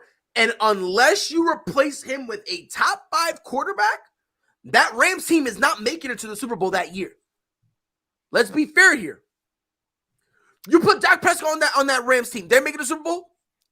It's tough to give a Cowboy any love right now. I He's can't gonna believe run I'm out even the on this clock. side of the argument. But see, this is the problem, Wow. Pride. You This is said, Rob, you this said is Jimmy G's better than him? Wow. Honestly, no, he has a point. He has a point. I'll There's kick you out of here nothing that so Jared's fast. done. There's nothing that Jared done that Jimmy hasn't done. Hey, Jimmy made it to the Super Bowl. I could go with that. I can go with that. And Jimmy G also sat behind Tom Brady. Can I ask He you a question? sat behind the Can I ask you a GOAT question? and watched how winning is done. So you really can't. You can't. I don't know. But look, my guy beat the Cardinals. My guy was responsible for their down spiral. My guy was responsible for that. You feel me? That's what my guy did. Your guy, with 14 seconds left for no timeouts, ran a halfback draw or QB draw. No, I switched. Jimmy G's my guy right now. I switched. Jimmy G's your guy? It felt so weird defending a Cowboy. I'm like, what am I doing right now? I'm with you. Well, you know what though? Hold on, real quick. My guy Jared Goff beat the Cardinals, right? Your guy didn't even throw 8 times in that NFC Championship game. Ooh. Let me ask you a question. When was the last time my guy did that? I'm gonna be honest. I haven't watched the Lions game all season. So you're a hater. You're a hater. Not like no, it wasn't worth watching. Nah. Midway. No, it did like midway through the season. Because then I was like, you know what? I'm gonna be that guy that pulls for them. There was like a long stretch that I picked them to win every week until they got that win. And I think it was the Vikings that they beat. Yeah. It was. You want to know what's worse than a Cowboys fan? A Lions fan. I was like, let's go. I was like, that's my quarterback. I was like, T.O., that's my quarterback. You know what's bad? You know what's bad? When your aspirations are, let's not have a losing season. Let's at least win 5 games. That's bad when that's your aspiration. Nah, homie. That no, bro. Winning 4 games for this team, bro, or 5 games. That's them making the playoffs. Pick, it's a successful season as long as we don't get the first pick. Gritty says Jimmy G has performed more and has done a better job than Jared Goff. He's more reliable than Jared Goff, and he's not a liability like Jared Goff. Again, you contradicted yourself. Because in an NFC Championship game, they didn't want Jimmy G throwing the ball. You say he's more reliable, but if Jimmy G doesn't throw, who was it? Was it Emmanuel Sanders he overthrew? Horribly?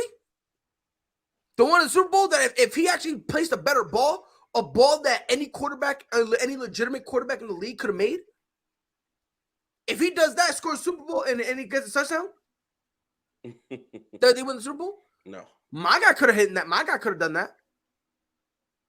My guy could have hit that. My guy could have hit that. That throw easy. Easy peasy, beautiful cover girl. But I will say this, though, about the Rams versus Cardinals. If the Rams don't win this year, do you really trust that defense? Because they've been on a downward trend. That's my concern, to be so honest. So now we're talking about waiting another season, and that's another season unless you bring in some different animals. Yep. Which you probably can't because contracts are tied up. Well, here's the thing. They're probably gonna have to let go of. You got to give up Von Miller. You're gonna have to give up probably Ramsey. You're gonna have to. Oh, by the way, Frankie. Nope, I'm still a Pats fan because he says you betrayed us. I'm a Pats fan. I made a bet with Yuki that if the Bills won, I would have to have this up.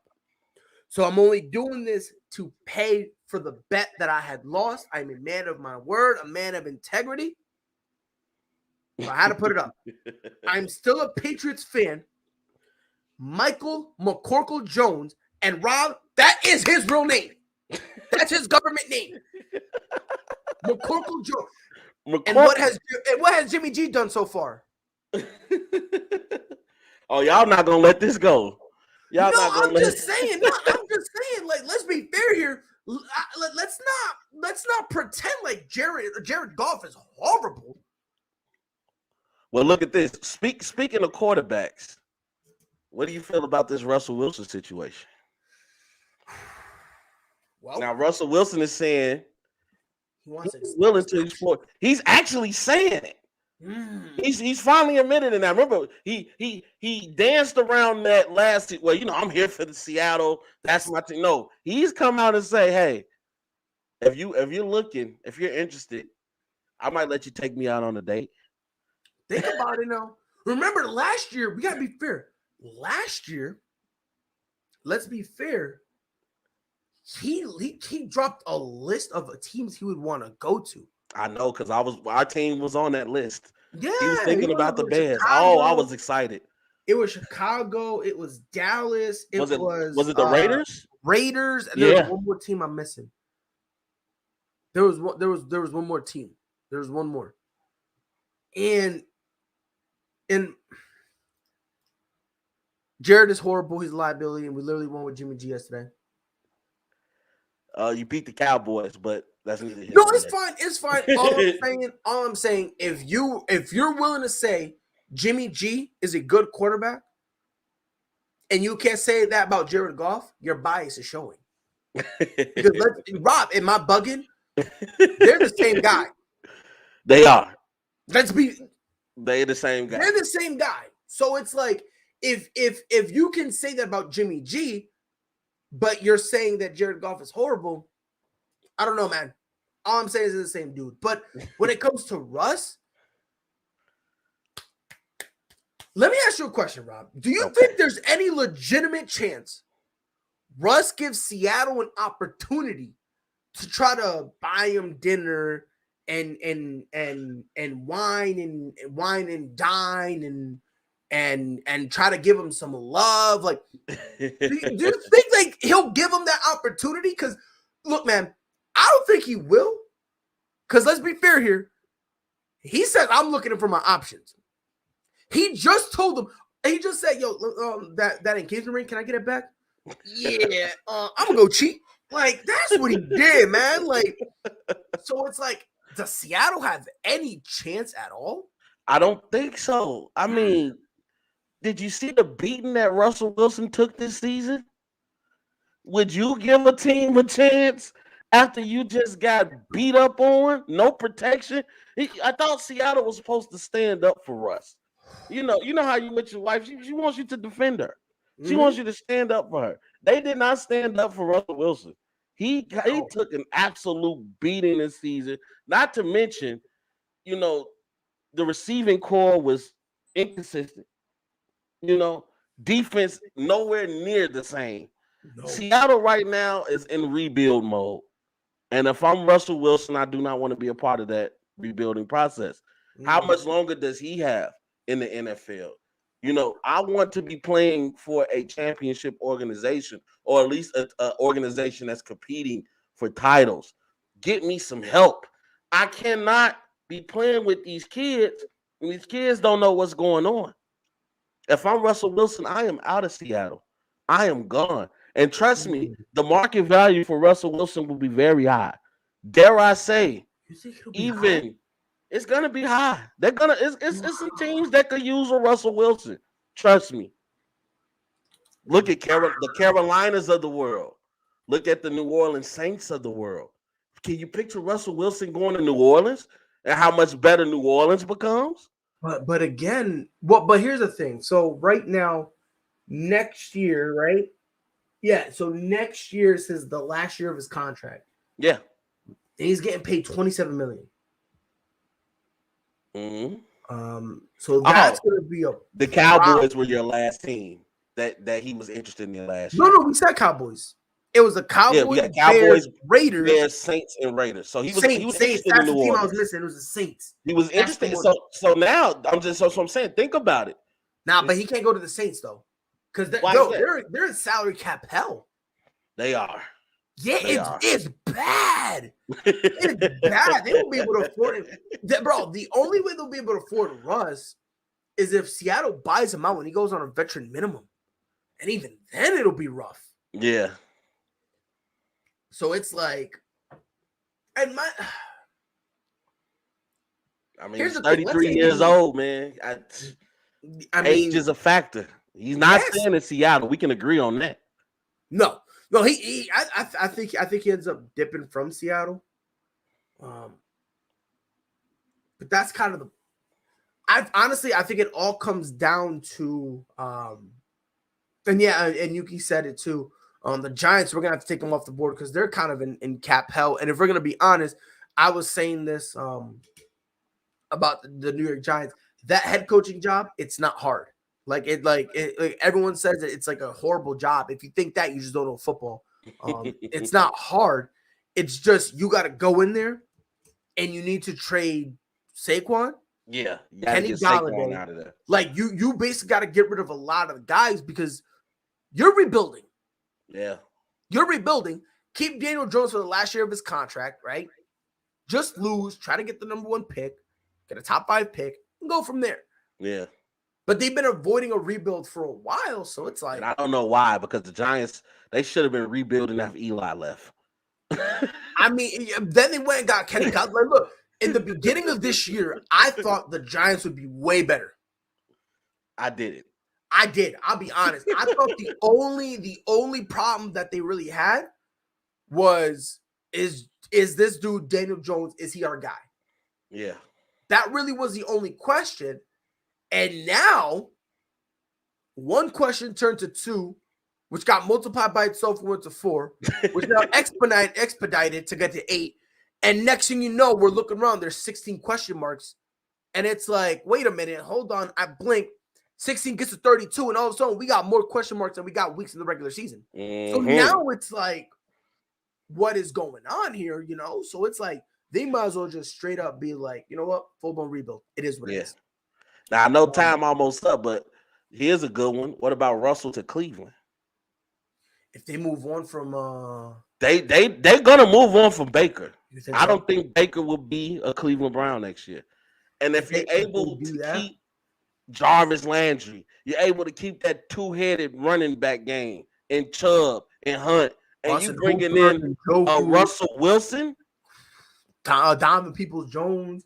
I'm just saying there are some options out there for Russell. Yeah, don't get it twisted. There's options. Let's not get it twisted. There's options, but here's the thing. And he's better than Baker Mayfield. He's better. No debate. There's no debate right there whatsoever. But where my concern comes in, where my question, where my kind of thought process, where I'm coming from, is different in the aspect of we're looking at a guy who, like you said, he's entering his I think right now he's 34. He's either 33, 34. You're only really going to give him a 3-year. He's 33. Mm-hmm. So you're going to give him a 3, maybe 4-year deal. And on top of that, the last year of his contract is getting paid 27. You got to pay him that and then figure out whether or not he wants to stay at a discount. That is kind of the question that a lot of teams have, because they're like, look, we like him. He's a talent, but let's be fair here. He's also getting up there in age, and his play style doesn't translate well into playing into your late 30s. Yeah, but so not only that, but it's also like, what do we want to trade to go get him? Because as much as I like Russ, if he was 25, this is a different story. But he's not. He's about to, you know what I mean? By the time still young, though. For a quarterback, 33. Now, granted, he has played 10 years in the league, but 33, he still got some playing to do. But especially with the way modern medicine is, the way the nutrition has changed. Bro, he's happy. He has Sierra. He's happy in his personal life. Bro, he's like a black Andrew Luck, bro. The dude is getting hit literally when he's on the IR. Let that sink in. Homeboy's on the IR and he's still getting hits. Yeah. Like, let's be fair. That's what I'm saying. Like, you know what I mean? Like, if it was just a pocket dude, that's one thing. But a guy who takes an enormous amount of hits like that, they're going to start looking at him a little weird. And again, I understand you want to, trade. What would you trade for Russ? Let's be fair here. Because I'll give you a couple picks, sure, but I'll give you like 2 seconds. Yeah, I'm not throwing the house at him now. No, I'm not throwing the kitchen. No, no, I'm doing enough to get him. You might be able to have a couple chairs in the guest room, but I'm not giving you the whole room. I mean, I don't know, man. All I'm saying, man, and by the way, when I said that comparison, I'm not saying that he's going to retire out of nowhere. I'm just saying leading up to it, Andrew Luck was getting hit so many times, it was ridiculous. And when he retired, Russell Wilson was like, oh, you think you're getting hit a lot? Well, I can get hit more. And he's been getting hit even more. Oh, trust me. I know. Coming from a team like the Chicago Bears, okay, in which Jay Cutler got the living hell beat out of him to the point where I would notice he would start to shake in his interviews, like his head would twitch. And I'm like, this dude probably goes home and has nightmares about people hitting him. So I understand the whole Russell Wilson thing, but as a Cleveland team, or as a team that has, a pretty decent offensive line, don't you think you can protect Russ? Right. And by the way, right here. So Russ can't be traded even if he wants to. He has a no trade clause, but he can waive it. He can waive it. That's why he's saying he's considering his options, because he can waive that no trade clause. That's the beauty of a no trade clause. You can have it, and at any point the player can say, all right, I want to waive it. And then when he waives it, all he's got to do, he just has to sign something. It's just a paper that they give him, basically making sure that you're not breaking the contract or nothing. He signs where he basically is relinquishing his no trade clause. It goes out the window, and now he can now be traded and go to, whatever team they want to trade him to. But the thing is, he's got the power, because he can be like, look, man, I only want to go to A, B, and C. And until that trade is finalized, I refuse to sign I refuse to waive my no trade clause. So he has the power. Yeah. It's going to be interesting. I don't know where he's going to go. We'll keep our eyes on it, though. 100%. And like I said, he's going to end up somewhere. He's going to end up somewhere. He's too good. Yeah. He's too good. He's way too good to just ride off into the, unless he just doesn't want to play football anymore. Right? Yeah. If he doesn't want to play football, that's one thing. But in terms of his talent, I think he'll go somewhere. I think he's gonna want to stay West Coast, but just due to the fact of Sierra. You have a superstar wife who she doesn't want to move to Cleveland. You know what I'm saying? Yeah, but now the only West Coast team that'll take him is the 49ers. That really would be the only West Coast team that would take Russ. That's true. You know what I mean? Like, that's really kind of so if Russ does leave, what happens to Pete? I've said this before, they leave at the same time. Yeah. You know what I mean? Because again, Pete Carroll, I did not know he's older than Bill Belichick, but he's the oldest head coach in the league. Yeah, it's time for Pete to sit down. Yeah, he if either sit down or go to a win now team. Or he might go back to college. Maybe, but he's not there. He tried to do no full-blown rebuild on the NFL level. No. He doesn't deserve it. Pete Carroll's not a bad coach. No. He's not a bad coach. He just, like I said, if they're rebuilding, you don't need Pete Carroll. Yeah. Because Pete Carroll, he wants to win. He wants to win now. Yeah. You know what I mean? So, Gonna be interesting. Definitely gonna watch the game tonight. That's gonna be a great game. I think everybody's been waiting on this game. I think this is probably gonna be the best game that we had so far in the playoffs. 100%. As I said, the Rams, I think they have to win. They have to win. It's not that I'm choosing them because I like the Rams. You have to win. I will say this: I give them this year and next year. I don't like the defense getting older another year. We'll see what happens. It's gonna be very interesting. They're gonna have to make some offseason moves. They're gonna have to, no matter what. Like, I think the only way they'll stay pat is if they win the Super Bowl. But even then, I expect them to change. I expect them to make some moves defensively, because defensively they've been horrible. Yeah, they've been horrible, and it's been a complete shame. And for Tom Brady, I hope he continues to win. I don't know if my people can see. I wore a goat to talk about the goat. You know, that's not LeBron. No, that's Mike. The GOAT of first round exits. My bad. Got it.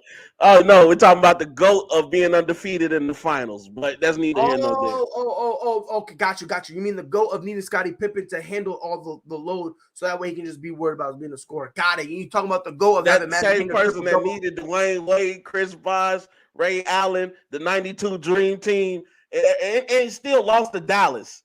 He still lost to Dallas in 2000. You're right. And it's kind of funny. I'll never forgive LeBron for that. And that's fine, of course. But it's kind of funny you mentioned that, because Michael Jordan is the same dude who met an older Magic Johnson put a triple-double on his head, and he was on the bench crying, and Phil told him to shut up, stop being a crybaby. Yo, Scotty, go do what he can, and he had to go handle his business. He had to save his career. So, but again, 6-0. You said what?